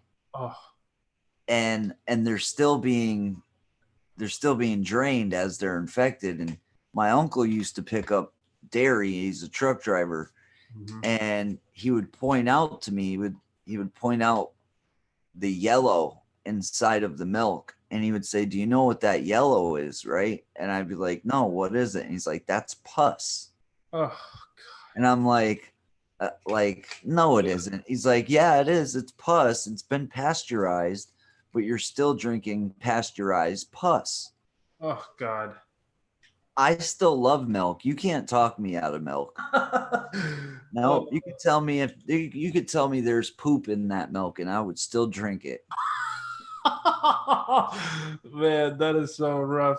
I mean, I was a milkaholic as a kid. Like, and we started because we had a little farm growing up, and we had some property, and we had a few farm animals, including cattle, and we used to drink unpasteurized milk, and I think that's maybe where my intolerance issue came into play later on. Not pasteurized? Yeah, non-pasteurized milk. Oh, that's gross, dude. Yeah, it's rough. But I think that's what, like, later down the road when I switched to drinking pasteurized milk, like it. What is unpasteurized? What the hell does that taste like? I mean, it's just a lot creamier, basically. It's just a lot creamier. Yeah. Oh. I think the worst form of milk is probably goat's milk, and some people might ostracize me for saying that, but I can't stand it. It tastes. Julia goes, "Oh no, don't destroy milk for me." Yeah, goat milk is rough. If anybody's ever had it. That's crazy. Yeah, it's like unpasteurized milk is kind of like it's kind of like the buttermilk in thickness. It's kind of weird. Have you ever seen that movie, the remake of Mad Max? Nah. Oh, what is it? Thunder Road? Mm-hmm. You haven't seen the new Mad Max movie? The recent one, I think I saw bits and pieces, but Dude, that movie is so cool. And I think they even made a part 2 to it. I might be mistaken, but anyways, the first one, there's the bad guy in it. He's got a farm of women that are being milked, and they got these big vats of what they call mother's milk, and it was human milk. because it's post-apocalyptic Earth. There is no cows, so the only way for them to get milk is from humans. And yeah, so it kind of reminds me of that movie. Sorry. Somebody in the comment section, Lisa said, "How did we get on this subject?" Yeah, I don't know. We went from paranormal to abnormal. Really fast. All right. Well, yeah, that's on the fringe of like disturbing. A human milk farm. Now Alyssa says I can't drink plain milk. yeah, Now, what does she mean by that, plain milk? like regular milk, like pasteurized milk, basically. She's kind of got the whole like stomach issue with like. I'm guessing she probably has the same stomach issue with milk I do. When I went to St. Martin, it's a little island down in the Caribbean, and you're on the island, and there's certain things that are really, really cheap, and then there's certain things that are really, really expensive. And it's kind of crazy because you can buy a pack of cigarettes for $1. But Wow. one morning I went and I bought some cereal, which was really, really cheap. I think it was like $1 for a box of cereal. But then I went to buy milk, and the guy looks at me funny, and he was like, "Oh, you want cow's milk, right?" And I'm like, "Yeah, cow's milk, normal milk." He's like, "Well, no, that's not what we drink here, but yeah, we do have some. It's $8 a gallon." What? And the reason being is because they don't ship a lot of it into the island, so it makes it very expensive, especially for fresh milk. That's So I was getting stuff like cigarettes for $1. You can buy a fifth of whatever alcohol you want for a couple dollars, but you can't get milk and gasoline. They were charging, it was like $4 a liter. Now in the United States, we buy it by the gallon. So to buy a gallon of gas down in St. Martin cost you like $12. That's insane. But the biggest car on the island is they're like little what are those half electric cars? Hybrids. Yeah. They're all little hybrids with little tiny motors and stuff, so you don't need much gas down there. Kind of like a Toyota, like kind of like the Prius thing, or smaller than that. Huh. Well, I know like if if anybody's ever been to Catalina Island, they which I also want to investigate because they have the Wrigley Mansion and it's supposedly haunted. Is there milk there? Huh? Do they have milk on Catalina Island? I think so. I'm pretty sure. They have like it's like kind of like a resort island. It's a really interesting place. The guy who created the Wrigley Gum Company, his mansion is on that island, and it's massive. And there's a cemetery there too. Julius Modern Life says, now I'm going to be pouring my son milk and thinking of pus. What my uncle was pointing out to me, he was actually pointing out certain manufacturers, like the cheaper brands of milk. And what he was showing me was like milk from, we got like discount shopping centers here. Like, I don't know what you guys would call them there, but here they're called like Price Right, or it's cheaper food. It's cheaper stuff. Right. Like North Carolina has a place like that called the Food Lion. Here, Yeah, Food Lion. Yes, same thing. here it's called Food for Less. Yes, same thing. So that's what I'm talking about. And that's what he was pointing out, is places like that, it's a lot cheaper. It's a lot less of a process that they use to clean that stuff out, and you can actually see the yellow in the milk. It's pretty gross. So guys, if you're ever looking at the dairy section at the dollar store, just don't do it. Spend the extra money. Run. Yeah, run quick. Don't walk. All right. So This is like this conversation went south really quick. it did. Hey, Country Girl 29, how's it going? Welcome. Thank you so much for joining. All right, guys, we'll stop talking about milk. Yeah, exactly. I think we should move on. Alyssa Fair says, "Got milk."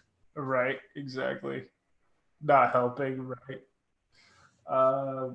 So, what kind of light is used to capture ghost images? And also, are ghosts orbs, or can you actually see their figure? What's that? So, is there a special kind of light that you can use to capture an apparition? Is basically what the question was from this one submitter. I the only kind of lights that I've seen used are like those little grid lights. Mm-hmm. Whether there be a certain light that you can use, like I said, I'm not Mr. Professional Paranormal guy. I've only been doing this for 3 years now, so Mm-hmm.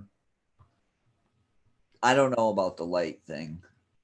I kind of gotta say, regarding a special kind of light, I have these right here. This is a infrared multispectrum IR light, and honestly, I capture orbs with this thing. The IR does pick up really well with orbs. It does not capture apparitions, however. I've caught more apparitions just off of my iPhone than anything else. I don't know if it's the phone cameras have like a built-in software that just picks shapes out of thin air and transfigures them into a human shape or some. I don't know what it is, but my I have a some it's creep. not a light, it's a camera. I have a thermal imaging camera, a FLIR camera. Mm-hmm. That's pretty crazy because you can see the changes in temperature, which is, I really like using that. It's a pain in the butt. It's very temperamental, but using that camera, I like using it because it can show you when people are like, "Do you feel that cold?" Well, you could actually see if the temperature has changed or not. And that's what I like about that camera. Yeah, the FLIR is really cool. The only time I've ever used the FLIR camera, because they're really, really expensive. They can range what, 300 to 1,000 plus. I paid $450 for mine. 450. And mine is just a camera that you plug into the bottom of an iPhone. Oh, okay. Wow, that's ridiculous. I have the FLIR 1 Pro.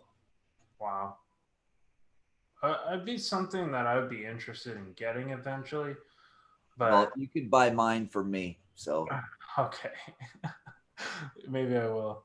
Yeah. I'm having a going out of business paranormal sale. Going out of business. Yeah. Oh no, that's not good. Going out of business paranormal sale at Lou Rock's channel. You trying to fund some trips? I'm trying to fund my life, man. Yeah, that's true. No, yeah, I need to get back down to Florida. I need to get to Texas. I got a bunch of places I got to get to. Got to come out to California. No, you need to get your ass over here to Massachusetts. That is true. You've already told me California is more staunch on the trespassing kind of stuff.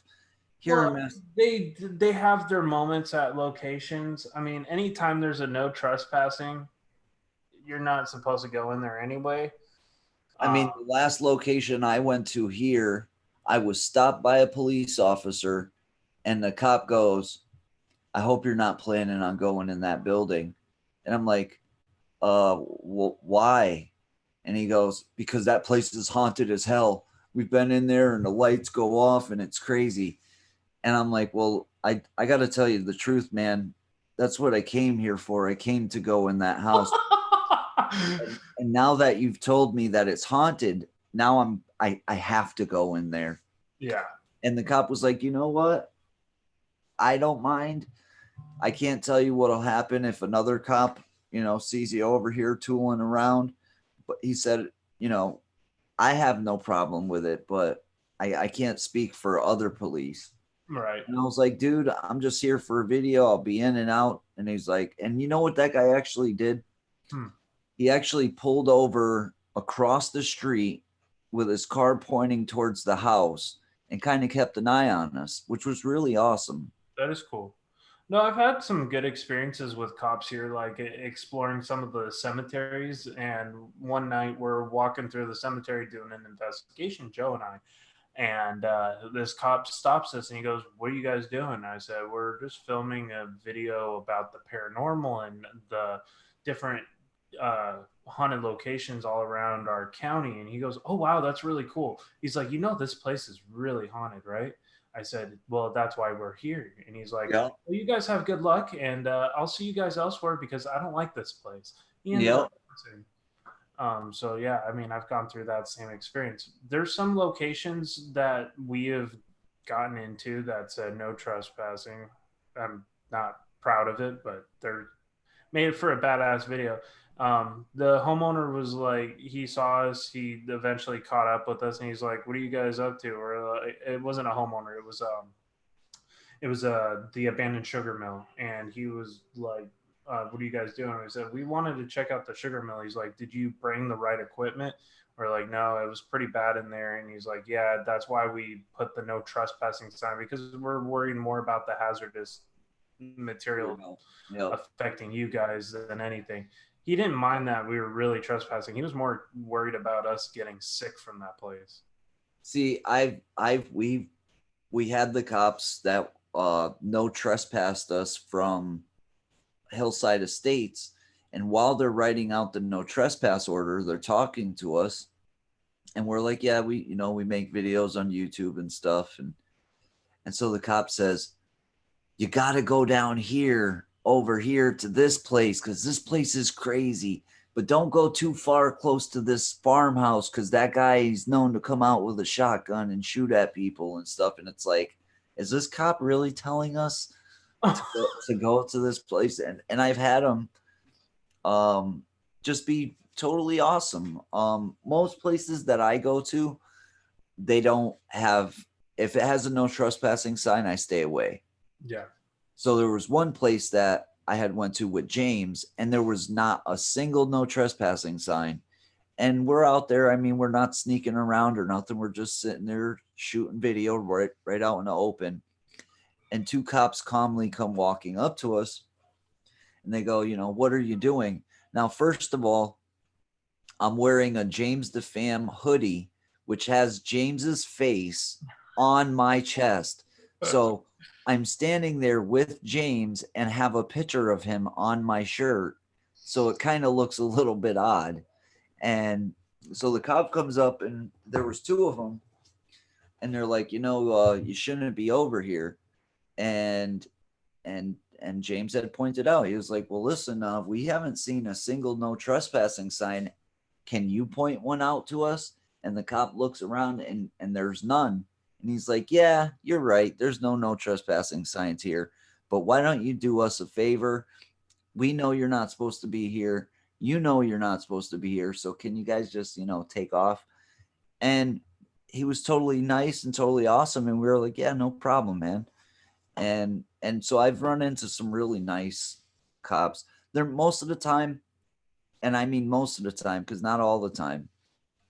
Most of the time, if they see that you're respectful and you're there with a camera and you're not there to steal something, the most that you're gonna steal is some pictures. They're not really worried about you half the time. But I don't suggest anybody doing anything that I do on YouTube, or I don't I don't I don't know. Don't do what I do. Yeah, you don't want to get in trouble, and there's always that risk. Anytime you see a no trespassing thing, you go, "Oh, that's a great idea. Let's go trespass."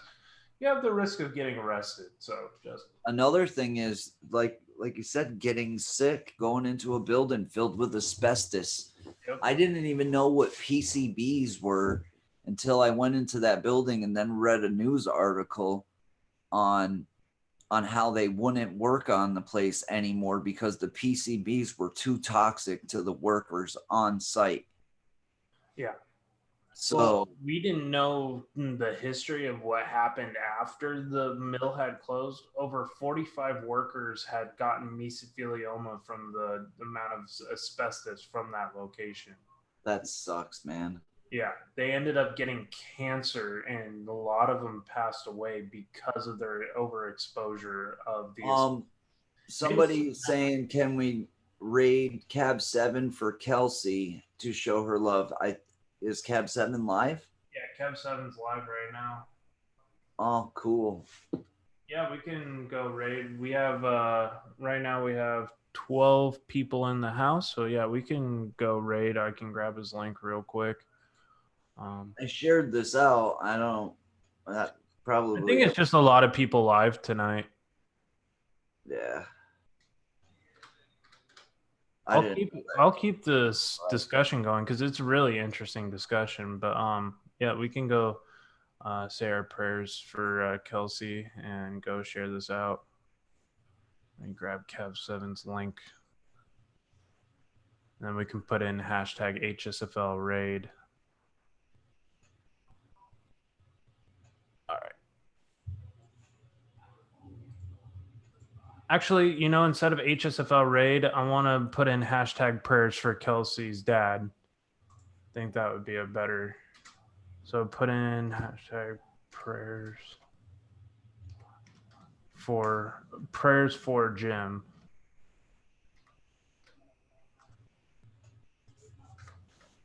There we go. So we're going to put in hashtag prayers.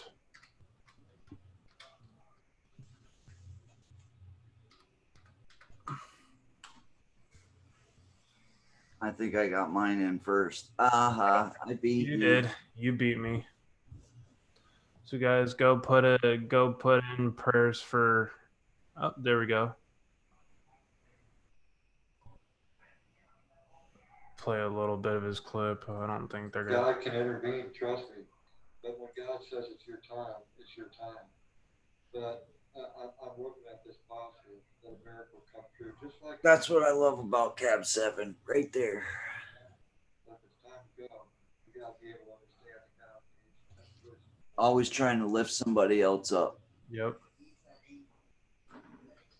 And I totally accept that, you know. I do. It's just I'm selfish. I was the same way. I was the same way, even at that young age. I was the same way.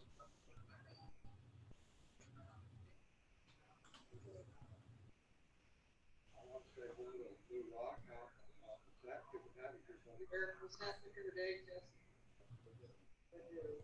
I'm a freaking mess, guys. I'm so sorry. I don't cry. Oh, I like how the mod god put it in prayers for Jim with a 4 instead of FOR. Oh, you did that too. Yeah, that's what I had put in the chat. Hey, when you Aw, put that down, you deserve why didn't I do that? you deserve to. I put directions. If you want to I don't know how to follow directions. Either. shout off your feet, home, man.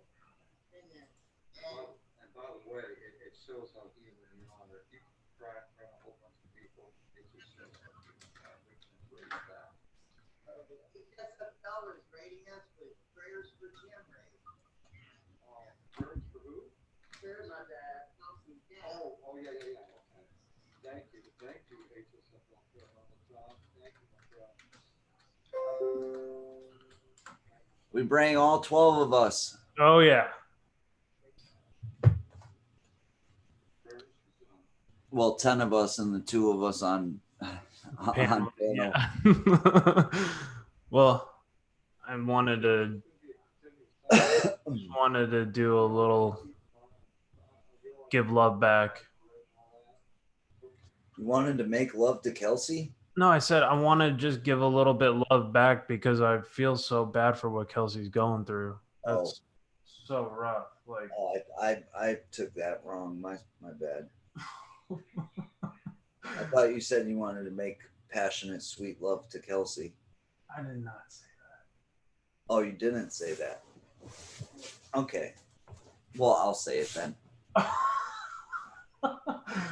I didn't say that. That's straight out of Lou Rock's mouth. Thank you guys so much for going and rating. Hey, what's going on, Jennifer? How's it going? We have Overlord just joined us. Thank you, Overlord. I really appreciate it. That was an awesome conversation the other night that we had on, I think it was Kelsey's Paranormal. So just wanted to say shout out to Overlord. We had a pretty awesome conversation. So next paranormal topic we can talk about. What is your definition of paranormal activity? Huh. My definition of paranormal activity.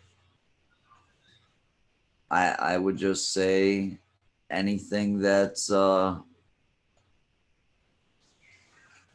anything that somebody would think that is contact from the other side. I don't think there's an exact definition for it because I've seen so many different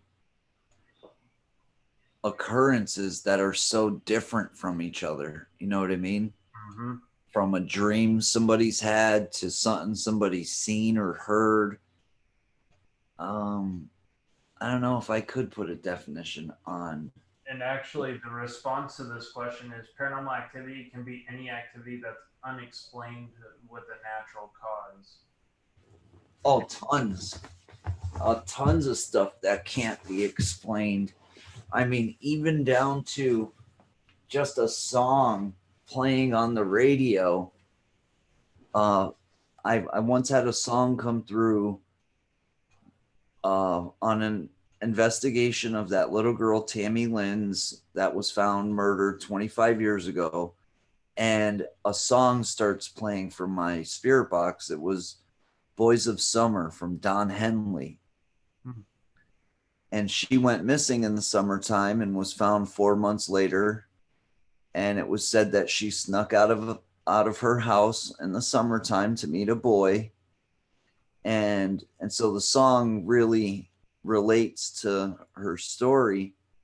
Well, 2.5 years later, I met her sister, and her sister tells me that that was one of their favorite songs, that they used to dance to that song in their bedroom together. And that when she first seen my videos, she kind of, thought it was bullshit. And that when she seen that happen, that's when she started to say, well, hey, there's no way he could know what our favorite song was back then. Like, there's no way Lou Rock could know that we used to, jam out to this song together. And I've had times where I was trying to figure out where I was going to go. And I ended up at this, it was a Jewish cemetery. And as soon as we pulled into the cemetery, my radio turns on. Now, the radio was turned off. I wasn't listening to the radio. The radio turns on out of nowhere, and it's the song Boys of Summer. Wow. And I'm like, are you kidding me? Like, my radio just turns on, and it was like a message like, no, you're not supposed to be here. You're supposed to go back to Fox Road. And I eventually ended up going there, but it seemed like it was calling me back for sure. So yeah, I've seen tons of things that are not explainable. One of the things that I got to go through that was truly mind-blowing in the paranormal field is when I went to the which place was that? Pioneer Saloon. And I'm doing an EVP session, and I didn't hear it until I did the playback, and I was at a friend's house going through the playback, and the spirits were actually talking to each other on the recorder about watching us. And they were like, hey, I see them. like mentioning to the other spirit that he was like in on it and watching us investigate them, so they were investigating us too. That was truly remarkable. I think that was probably one of the coolest moments in the paranormal I've ever experienced, because it kept saying, "Hey Danny, I see them," and that was probably one of the most mysterious things, and I still can't explain what that voice was or where it came from. And there were some others too, and they were very talkative, which is usually not the case. Most of the time, spirits do not want to communicate with the living. That I've gone through so many locations, and it's very often that we don't get any responses on our recorders. And but this place was truly different, and it kept saying, I would be like, "Do you want to?" Because we were sitting at the bar doing an EVP session, and I asked, "Do you want a shot of whiskey with us?" And it said, "Yeah," like that. And I said, "Thank you for speaking with us," and it said, "You're welcome," like that. And it's clearly on the video. You guys can listen to it. I actually caught the same responses on my camera, which really went ahead and verified it. Um, I think that was probably one of the most mind blowing. I've caught in some pretty amazing EVPs, but that place had some really loud and clear cut responses and direct responses to exactly what we were saying. And it was caught on my my Olympus VN 541 PC recorder. It was that was one of my highlights of me studying the paranormal.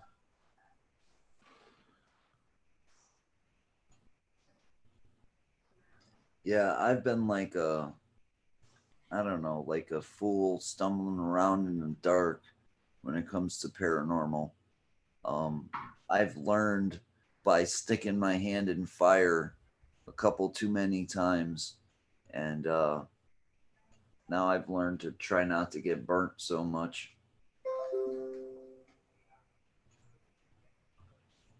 Oh yeah, because you stick your hand in fire, you're eventually going to get burned. One of the most insulting things that ever happened to me was I won't mention a name, but I was brought over to, well, I wasn't brought over. I brought somebody over to Fox Road where that little girl was found.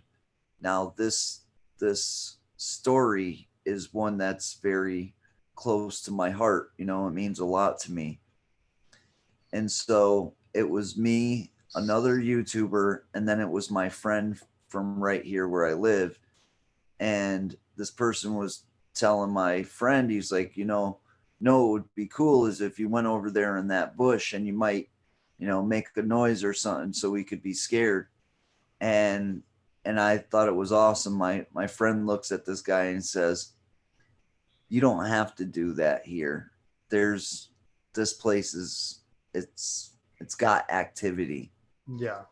And one of the biggest things that was insulting was like this person was like trying to get me to use the spirit box like it was a magic trick. Like, all right, now if you could pop that magic fucking spirit, oh, sorry for my language, but if you could pop the magic spirit box on and get it to say some really crazy stuff. Now, for one, I can't get it to say anything. It says what it wants to say. You know what I mean? It ain't like I got some kind of magic word.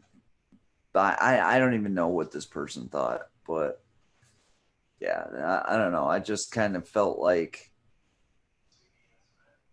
I felt like that person did not understand how important that place was to me and how much of a connection with this stuff. Like, I really believe in this stuff. And I'm not knocking anybody in the paranormal field that does not believe that this stuff is real, because that's their right. And that's another thing. To their opinion.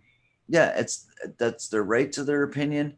Also, that's how people end up learning stuff. You know what I mean? You go in, I went in as a skeptic, but I came out on the other side like, whoa, I can't believe that happened. And after it happens so many times, you start to be like, well, there's no answer for that. So that, you know, kind of got to mean there's something.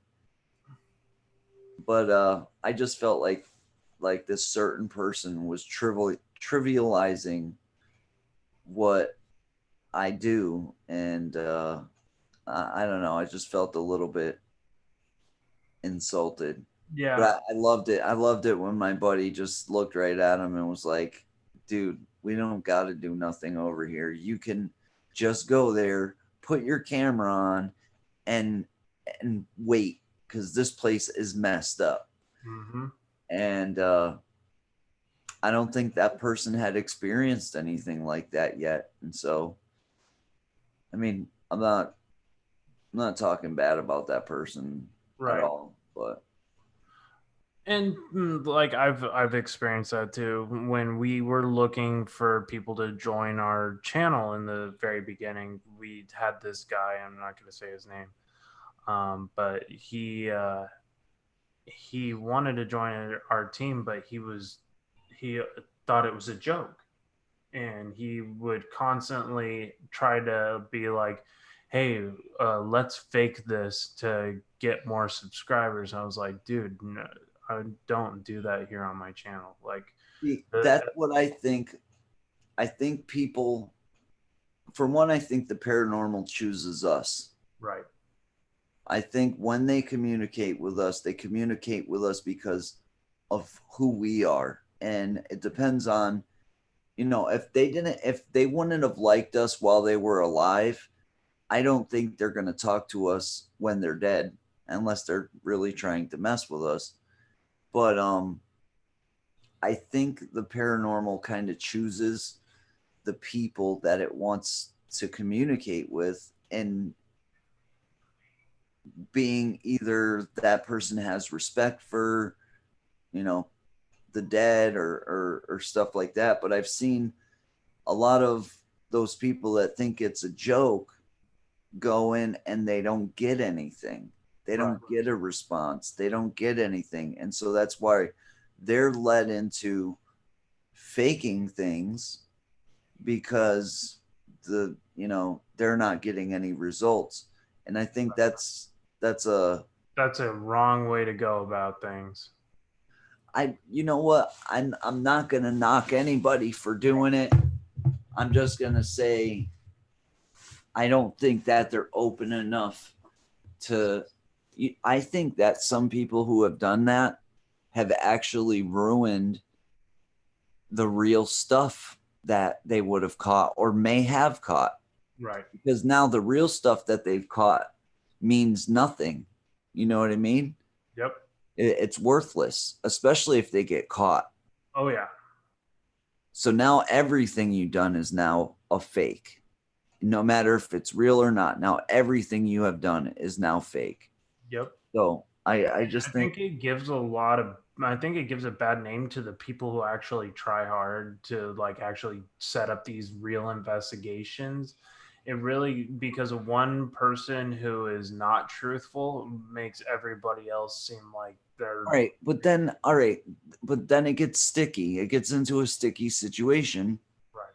Because you got people, and I'm gonna drop a name here, and I'm sure they wouldn't mind, but you got people like I'm Jay Station, right? Okay, who's getting kidnapped by Kermit the Frog at 3 a.m. under the ocean with SpongeBob, and he's drinking gay juice. Did you see the one where he drank the gay juice? No, I did not. It was like a bottle of apple juice with gay juice written on it. Like it was like there was like a white piece of paper taped on it, and it said gay. It was gay potion. But what I'm saying here is that's not somebody who considers themselves a paranormal investigator. They consider themselves an entertainer. Right. And when I watch I happen to like MJ Station. When I watch his videos, I'm entertained. He's funny. Yes. Gay Potion had me laughing for weeks. It was like this guy, and then he drinks the gay potion, and he's gay for 24 hours and he's got to find the antidote and all this stuff. And I'm like, it took a lot of creativeness to think that up. Oh yeah. Okay. And now people wonder, oh, well, the only reason he's got so many subscribers is because he's faked this and that and the other thing. Not true. Nope. The reason that he's got so many subscribers is because he's a very good entertainer. And there's a difference between entertainment and real paranormal activity. Right. Oh no, I full-heartedly agree. And there's a lot of entertainment channels that incorporate these paranormal segments into their channels. And sometimes with certain people, the lines get blurred in between them, and people have a hard time deciphering whether it's a real paranormal trip because it's so convincing. And then they look at us, and once they see something, they call him out on his stuff for being at a haunted location and he's making it for entertainment purposes or something like that. That's what blurs the line. Yeah. That blurs the line between what's real, what's not real. Yeah.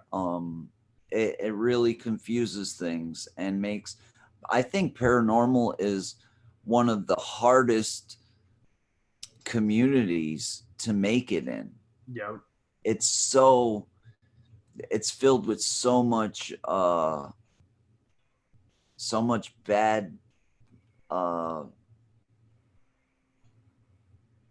I mean, you got a lot of people that are really, like you said, really mad that they put all their time and effort into really proving the real sides of the paranormal. And then you got, people having aliens show up at their hotel room at 3 a.m. Right. And so there's a big difference between the two. But you know what? I'm somebody who definitely takes into account how much skill it takes to be a real entertainer on YouTube. Mm-hmm. It's a skill. It's not something that you just have. No. Some people do. Some people just have it, but I don't think most of us do. I don't think I do. I don't think I do either. Like, I mean, I try to make my streams or my videos entertaining to watch, but I also try to make sure that I capture real evidence. I'm not here to entertain people. I'm here to tell the truth, and I incorporate a lot of the history about the locations in my videos, and I try to like uncover the myths and legends about certain locations and try to find out what's truthful and what's fictional. That's pretty much what my channel is. It's actually like kind of debunking what others have experienced and then actually finding out what they've experienced is something that I experienced when I actually got to go to that location. John, you can't help that you're funny. I try not to be funny, but I just like to have fun. Like I like to like make people smile. Like on my live streams, I try to have really interesting topics.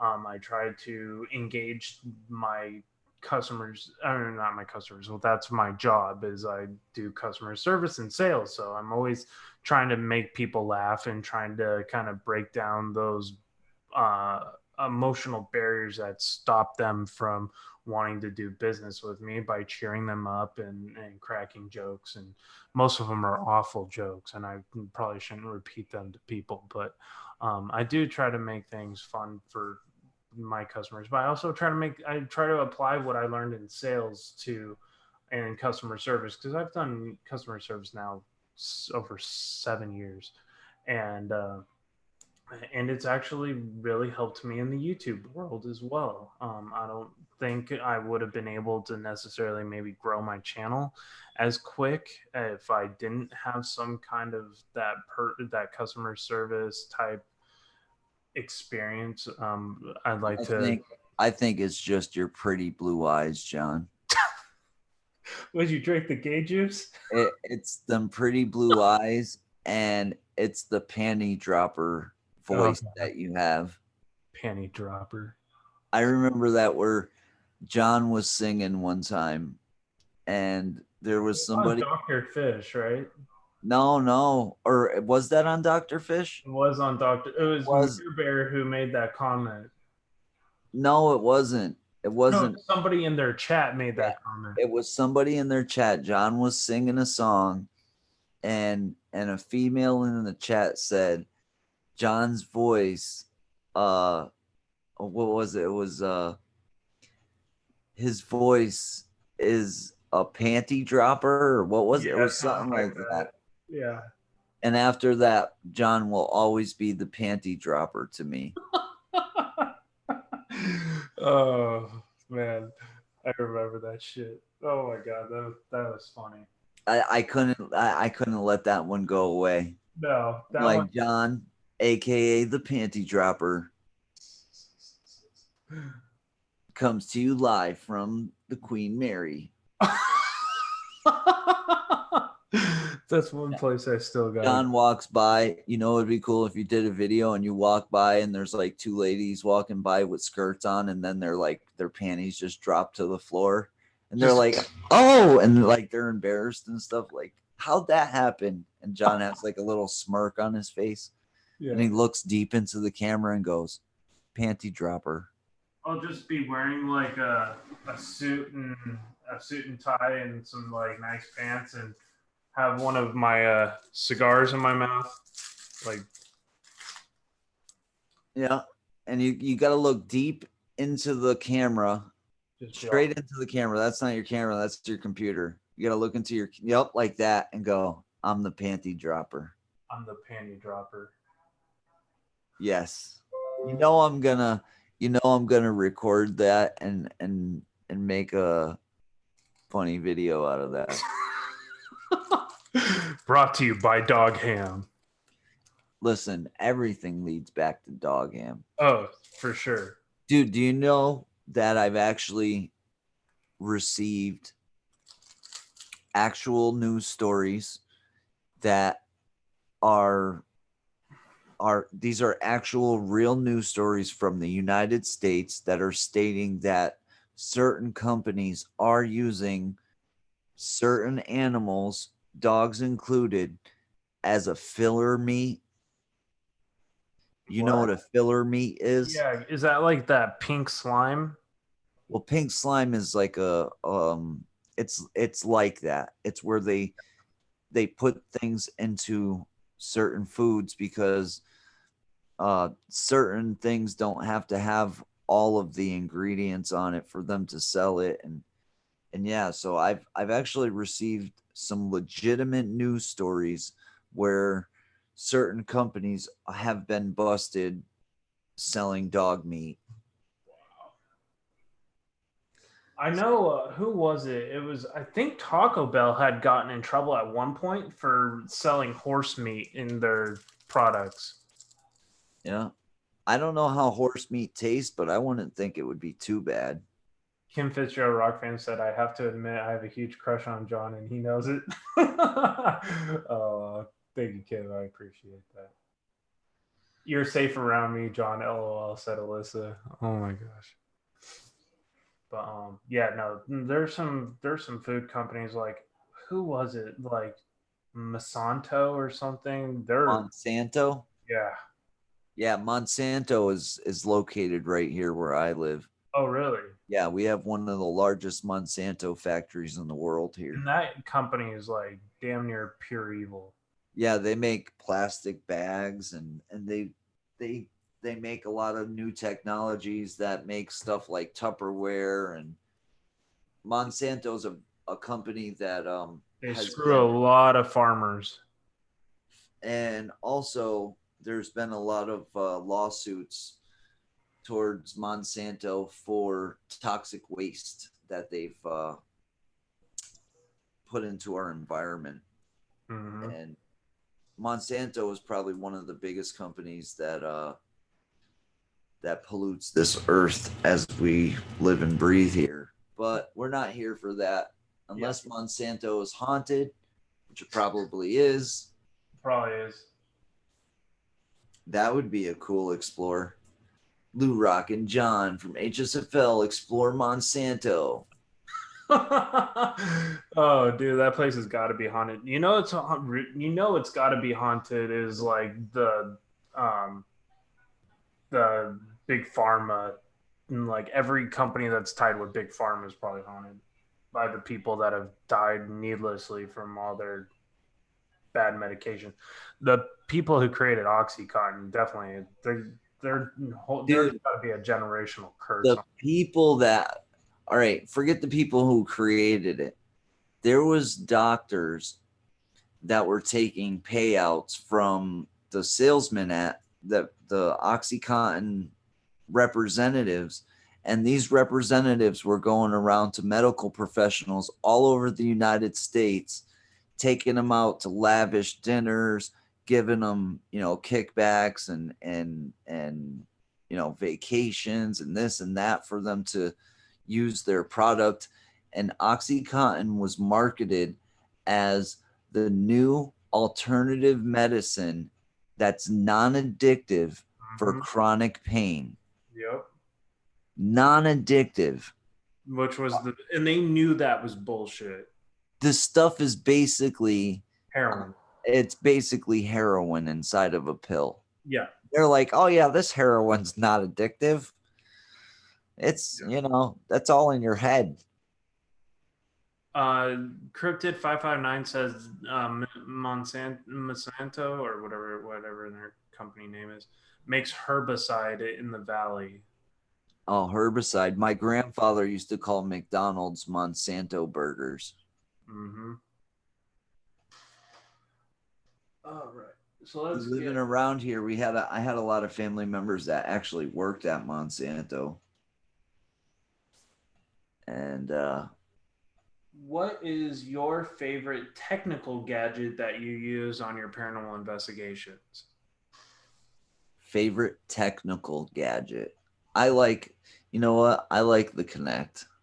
I can't wait. I get mine tomorrow. I'm going to be so happy when that thing comes. And the guy actually, I told him about my YouTube channel and he actually subscribed. And he's like, man, you got 3,000 subscribers and you've only been on for a year. He's like, man, you're doing pretty good. You're doing amazing. And bro, it took me a year to get to 1,000. Yeah, it took Presence of the Unknown a year to get to 1K, but we finally just hit 1K, guys. So put a bunch of thumbs up in the chat for Presence of the Unknown. We finally did it. We hit 1,000 subscribers. But yeah, no, growing YouTube is not easy. Yeah, the answer is he's gonna get his lazy ass over here to Massachusetts. Yes, I go to LA for some investigations. We're gonna be doing Monterey. I've gone out to Vegas, Good Springs, Nevada. I'm probably gonna be doing Arizona. I'd love to go out to Massachusetts or Florida and meet up with Lou and Patty. Patty's always asking when I'm coming down. Patty and I talk quite a bit actually, and she's amazing. Oh sure, you can go see Patty, but you can't come over here to, you know what, I gotta go. What if I met up with you and Patty down in Florida?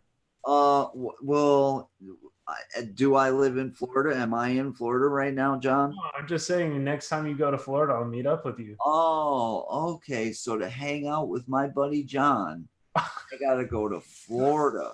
No, I'll go out to Massachusetts. I'm actually dying to go there because I really want to go. I really want to go to Salem. Something keeps drawing me to that place, and I don't. I'll tell you what, bro. Salem is. If I don't get to go to Salem for this Halloween, I am going to be so disappointed. Well, I'll try to find some time to like get some vacation time. It probably won't be until spring. I was thinking of like next March when it warms up a little bit. And dude, Halloween is not in spring. No, I'm just saying. I can't make it out right now. Shit. Come on, man. Halloween is us paranormal people's freaking favorite holiday. I know. I already got something scheduled for Halloween. That's what gonna blow your guys' mind. I see how it is. Okay. Hey, I really gotta go now. You should come out to California and join us on our our little adventure. Did you just offer to pay for a full round trip for me to come out to California? God, that'd be so expensive. That is so nice of you, especially because I'm afraid of planes and will only go out on a train. What about Kentucky, Indiana, Waverly Hills, Bobby Mackey's, Black Moon Manor? I've actually never heard of Black Moon Manor. You know who told me about Bobby Mackey's and said that it was insane? Who? LA Beast. Oh, I've seen documentaries and I forgot which one it was. I think it was on My Paranormal Survivor or something like that. And I was watching that video and I was like, dude, I don't know if I'd ever want to go in that place. Yeah, LA Beast said he was pretty much a full skeptic. He went to Bobby Mackey's and he went down into this, he said some basement thing. And he said that he had an experience there where he got really sick and that he changed his mind and he suggested that, you know, if that's what I'm looking for, that I should go there myself. I'll tell you what, I never was interested in Bobby Mackey's until I heard that story from him. Yeah, everybody's like saying Bobby Mackey's is a bad place. Yeah, I've heard so many stories of like demonic situations at that place. I really don't want to put myself in that position. That's the thing, is it's like, oh yeah, there's all this demonic stuff and people think we want to go there. You know what? No, I just want to be, you know, I want to hang out with some nice chill ghosts. They don't want to rip off, you know, my head. How about the Vasalia Axe murder house? I'll tell you what, going to the Lizzie Borden house, the feeling that I got from that house,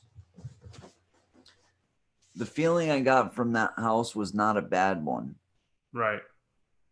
I felt, actually, like it felt really like a home. It felt really homey. And after what we got from the spirit box sessions that we've done, I believe that she was being abused. Right.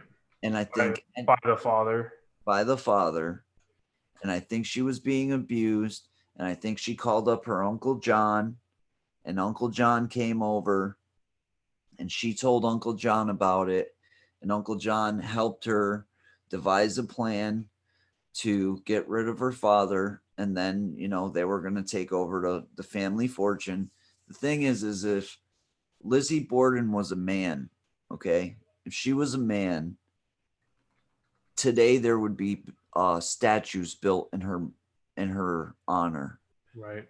Because after she was cleared for those murders, she was actually she was cleared.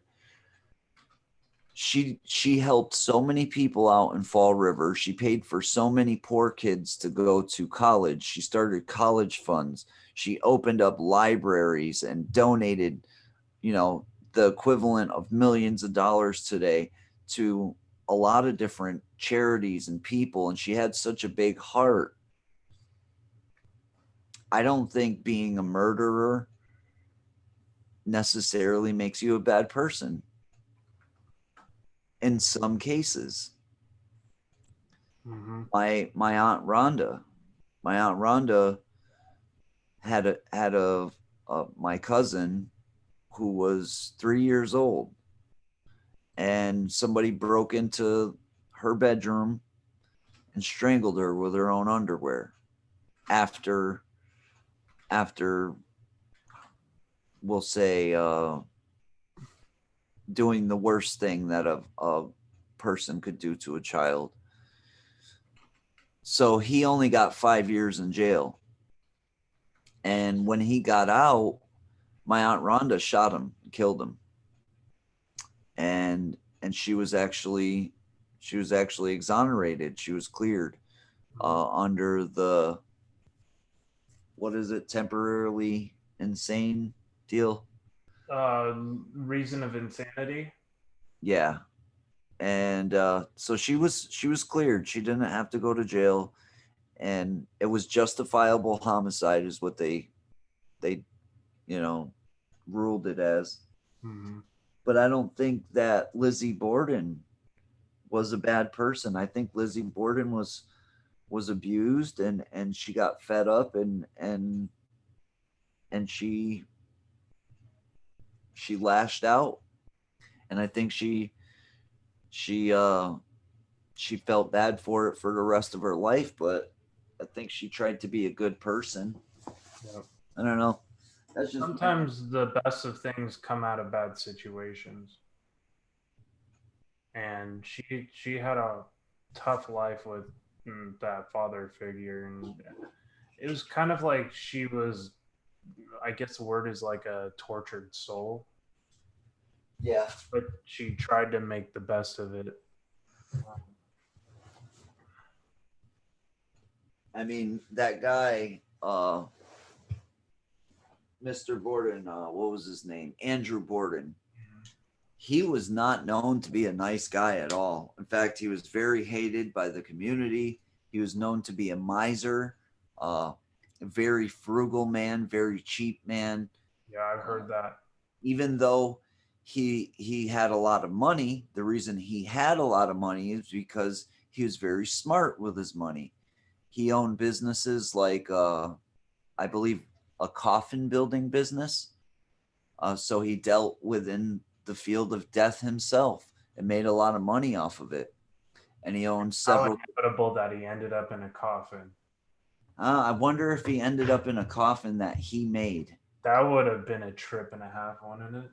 Do you know that the Lizzie Borden case was the very first use of it was the very first what's it called when they take pictures of a crime scene? Oh, like the crime scene photos. Yes, it was the very first crime scene photos ever. Don't they have them in the house?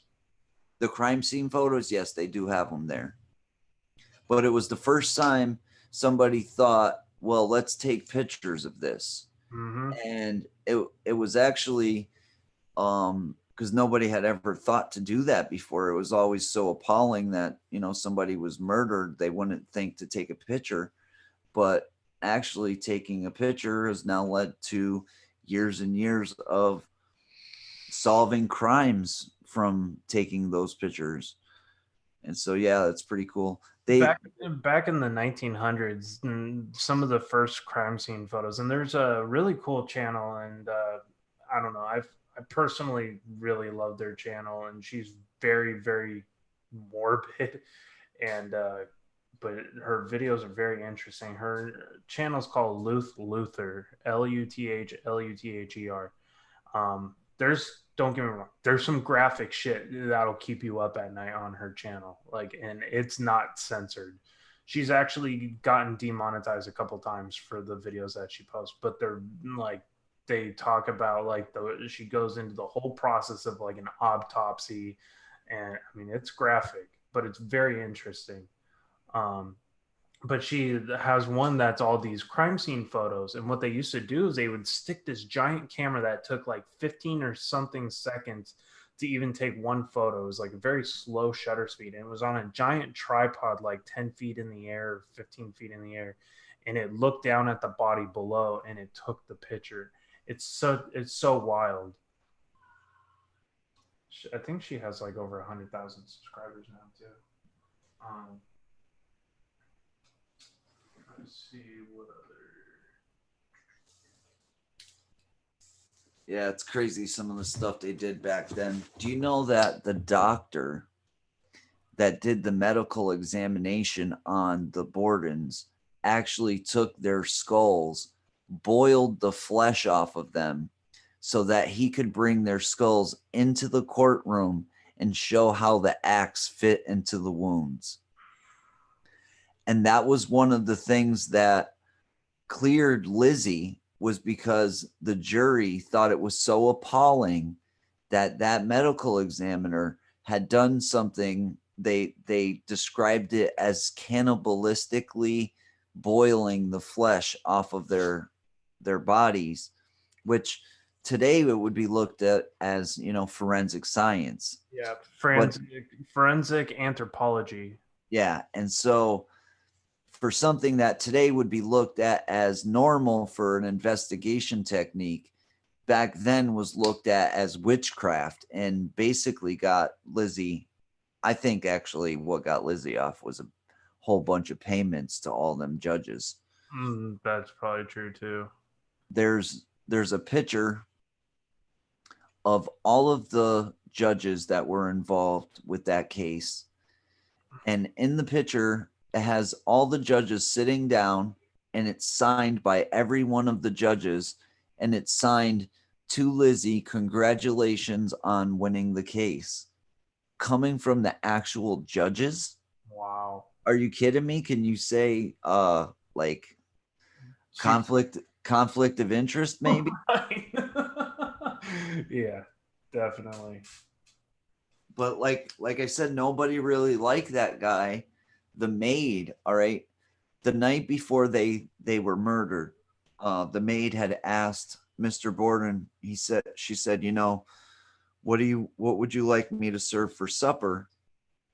And there was some rotten mutton that had been like, it was like a week old. And he says, well, serve that mutton. And she's, you know, Mr. Borden, that mutton's like a week old. It's no good. Well, we don't waste food in this house. So everybody ate the mutton. They all got sick. And so the next day, the maid was actually sick. And she said, Mr. Borden, you know, I'm not feeling too well. And I think she was asking for the day off or whatever. And Mr. Borden said, you know what would make you feel better? If you got out there and cleaned the windows outside. And so that's actually where she was during the murders. Wow. She testified that she was outside of the house getting sick, throwing up, and cleaning windows. And so that shows how mean of a person he was. And then, you know, if somebody was that mean, do you think that there'd be too many people jumping at the bit to help people convict them of his murder? I don't think so. Plus, after that all went down, that maid ended up with a big farm and a lot of money, and nobody knew how she got that. And I think it's pretty obvious. Yeah. That's crazy. Wow. That was one of the coolest places. Sleeping on the spot where the mom was found, that was pretty freaky. Like I slept right. I wonder why they had not. I wonder why the father was killed, but the mother was also killed. If the mother wasn't the one who was doing the abuse.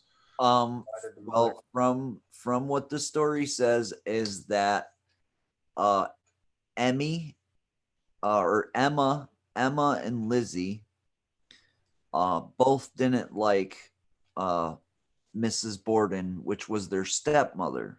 Oh. That was not their biological mother. Gotcha. And their biological mother had passed. And then when he got remarried, Lizzie and Emma would not call Mrs. Borden mother. And in those days, if you wouldn't call your stepmother mother, it was a sign of disrespect. And what they would call her, they would call her Mrs. Borden, which was of a deep disrespect.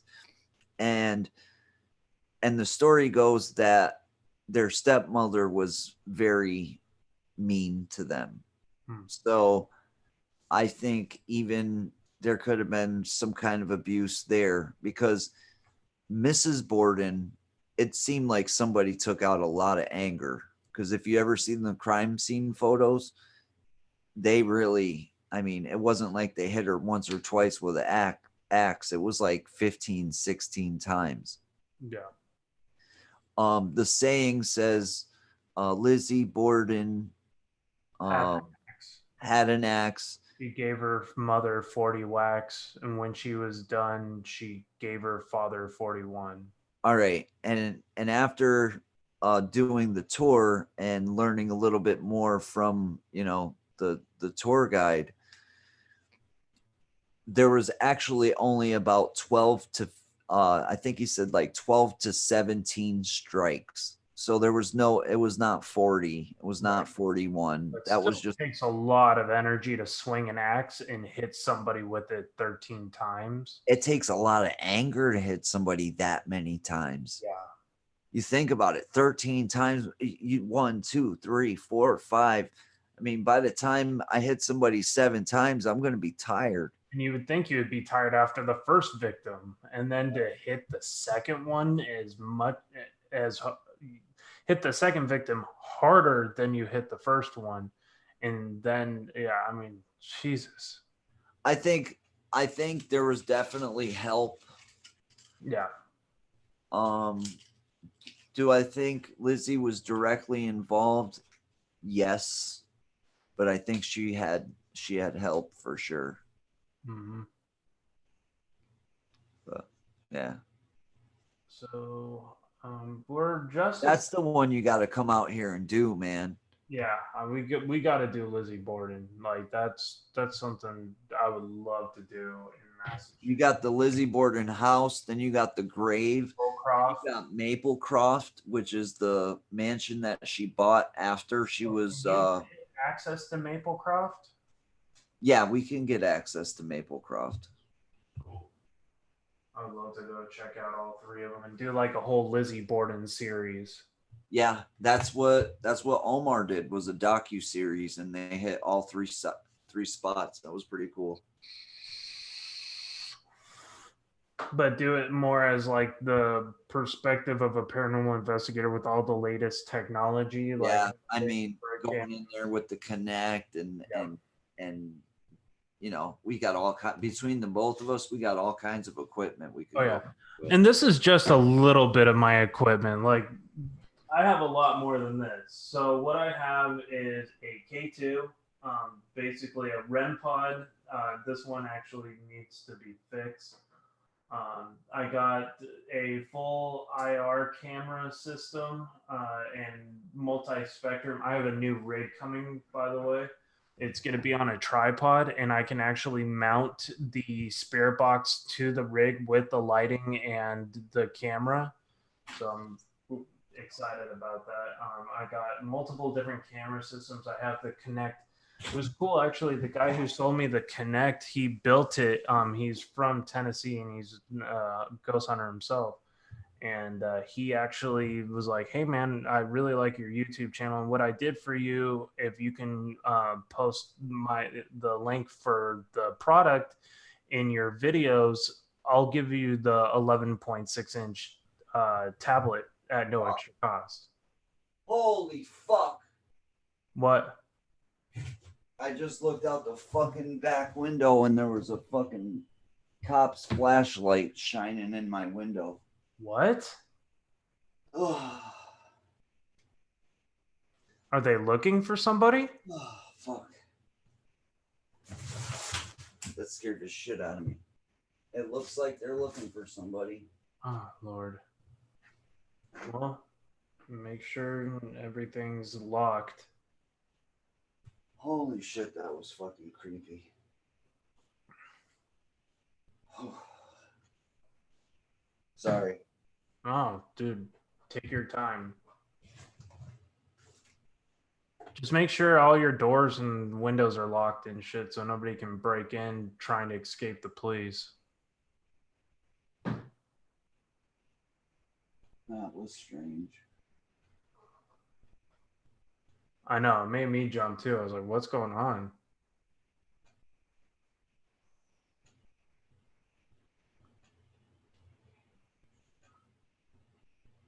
Thank you, everybody who's joined us so far tonight. It is going on roughly about 3 hours here in about 8 minutes. So I do appreciate everybody who has joined us so far. This has been a pretty interesting topic. Put a thumbs up in the chat if you have enjoyed this topic so far. I hope everybody is liking this. If you would like to see more people join me up on these panels and talk about different paranormal hot topics and discussions, focus on one topic in particular, or if you would just like to see a hodgepodge of different questions asked in kind of rapid fire. Thank you guys, Kim Fitzgerald and Lisa, thumbs up.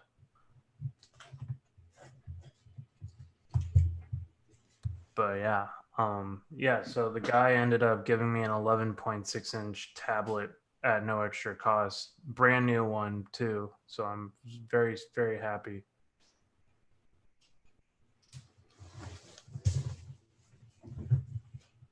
And I'll actually be able to, Lou, you can actually, with the tablet setup, I think you can live stream from there, right? From the Connect? Not sure. I'll have to figure that out. I think if I set it up maybe through stream. You can live stream through another device, but I'm not sure right from the Connect itself. Maybe I could set it up from my home on Streamlabs and then plug it in that way or something like that. I don't know. I'll be right back, man. I'll be right back. No problem. Take your time. Yeah, so I got that new device coming tomorrow, so it should be pretty cool to have a new piece of equipment that I'll be able to use and record. And so I'll probably end up, if I can figure out how to go live, I'll do a small live investigation at the cemetery tomorrow night if I get the Connect tablet all set up. So if you guys want to see that, if I can get it to go live with the actual Connect, put a 1 in the chat and I'll see if I can get it to work. If not, I'll go there anyway, just to record it. Maybe do a 30-minute alone challenge in the cemetery by my house with the Connect and see if there's any interesting things I can find. I bring all my paranormal equipment with me.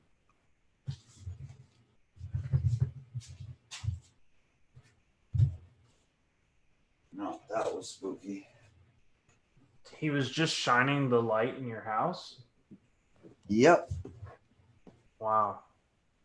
And then they went around the front of the house. That's so crazy. I mean, this isn't the best place to live in the world. Yeah, didn't you say it has a lot of crime? Yeah. You could look up where I live. It's not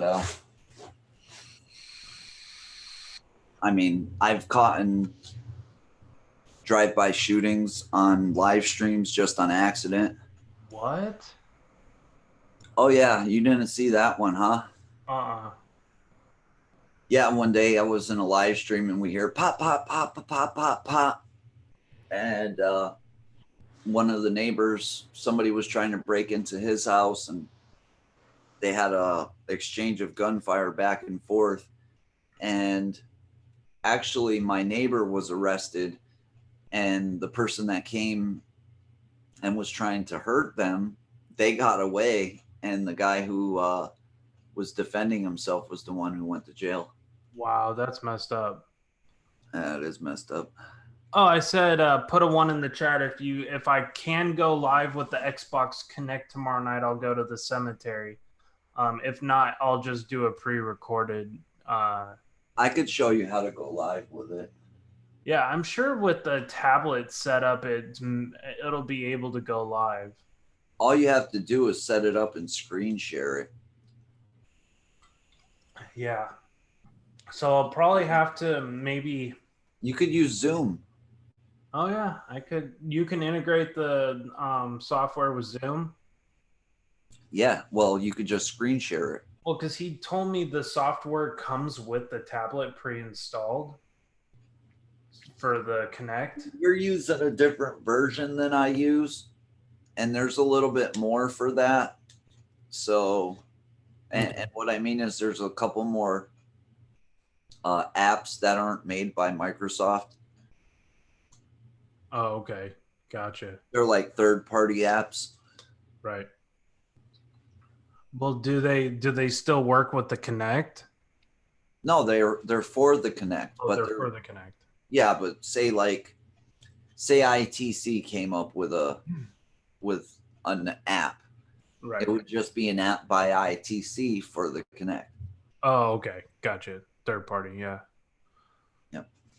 Well, guys, I think we're going to wrap up this live. Lou, do you have anything else to mention? No, I mean, it's October. It's going to be spooky video month. Oh yeah, I got a couple of videos dropping here soon. I was able to actually finally successfully pull all the information for the next two videos off of my phone and get them onto my computer. So now I actually have one of the videos partially done. And I was able to transfer it from my other computer to my new one. And so I'll have the video, the new Haunted Hotel series coming out soon. Give me about a week or two. It's going to drop right before Halloween, and then right after Halloween's going to be another one. So, and then we're going to have a whole Halloween special live on the 28th and 29th. So, look forward to it, guys. We're going to have a bunch of stuff coming, and there's a lot more live streams coming. I might do a couple of smaller videos in between leading up to the new one. Lou, do you have anything going on? Well, I just wanted everybody to confirm that we all heard John say that he's going to pay for me to come out there to California. I never said that. You said that. I said it'd be cool to either go to Florida or Massachusetts. I think what I heard was, Lou, I want you to come out to California, so I will be paying for your full trip, expenses included. In your dreams, buddy. First class. Yeah, first class. Yeah. Captain Moneybags over here. No, I don't even like flying either, dude. I can't stand flying, but I passed out. I literally passed out on the way to the airport. When we got about halfway to the airport, I just got flushed, and I ended up passing out, and I woke up and I was just drenched in sweat. Wow. And Daddy was like, "Whoa, what the hell is wrong with you?" And I'm like, "I told you I don't like freaking planes." And she was like, "You're serious, aren't you?" And I'm like, "Well, what do you think? I was just joking." Yeah. Wow. Yeah, no, and it was not fun. Like, Patty's grandson Logan was with us, and he was just trying to help me. He was like, he went and got me a bottle of water, and he's just like, "Lou, you know, you're gonna be all right." And I'm like almost in tears. I hate planes, man. Yeah. Last time I flew back from Wilmington, North Carolina, to the Central Coast of California to move back here. And I did the stupid thing and pretty much drank my fears away. I hate flying. Like, it makes me that. Once I got on the plane, they were like, "Can we get you something to drink?" And I said, "Whatever's the strongest." Yeah, I ended up getting sick though when I had landed. Like, I came home and I came back to my mom's place and I threw up when I got off of got back into the house because of the pressure built plus the alcohol. Oh man, it was not fun. After that flight is when I started having problems with my ears. But now that I've gone and I've had a CT scan done, it actually wasn't my ears that were messed up. It was actually my jawbone was pressing up on my ear, and now I've had that almost taken care of. I got one more surgery to go. Oh man. So how did the first surgery go? Is everything really well? A lot better than I thought it was going to be. Yeah. You have a little less pain, or a lot less, I should say. I have a ton less pain. I'm actually feeling better. That's awesome. I mean, it was to the point where I would sleep for 12 hours, and then I would wake up and I'd be awake for maybe an hour or so, and then I would just feel sleepy again. And what it was just the infection would just keep running down my ear into my neck, and it kept me sick. So your body was fighting it the whole time. Pretty much, yeah. I ended up in a couple in the hospital a couple times for that as well. And my primary care physician, my regular doctor, when he sent me off to the specialist, he was like, you'll probably just go and they'll put tubes in and you'll be all right. So I was figuring I was just getting tubes in my ears. Right. Well, after they did the CT scan, he showed me, he was like, this is definitely not, you don't need tubes. You need multiple surgeries. And he said it can be very painful, and it's been all right so far. The next one, he said the next one is a little bit more involved with pain. So I'm kind of worried about that. But if it's anything like the first one, I should be all right. My body had healed really quick. I think I was only like out of it for like 3 days. That's not too bad. But yeah, man, thank you for having me up here, bro. Absolutely. It's always an honor having you on my channel and on my shows and talking about the paranormal, because I like to hear what other people have to think about certain subjects, and I like hearing from a wide variety of people, and I always appreciate when you come up. And I appreciate you buying me first class tickets to go to California, man. That was really nice of you. One day I'll have that kind of money. Nah, man, I had fun. Thanks, bro. Absolutely, man. Well, guys, have a good rest of your night, and remember to always keep it spooky, my friends. Cheers, and have a great night. Thank you so much for watching. Talk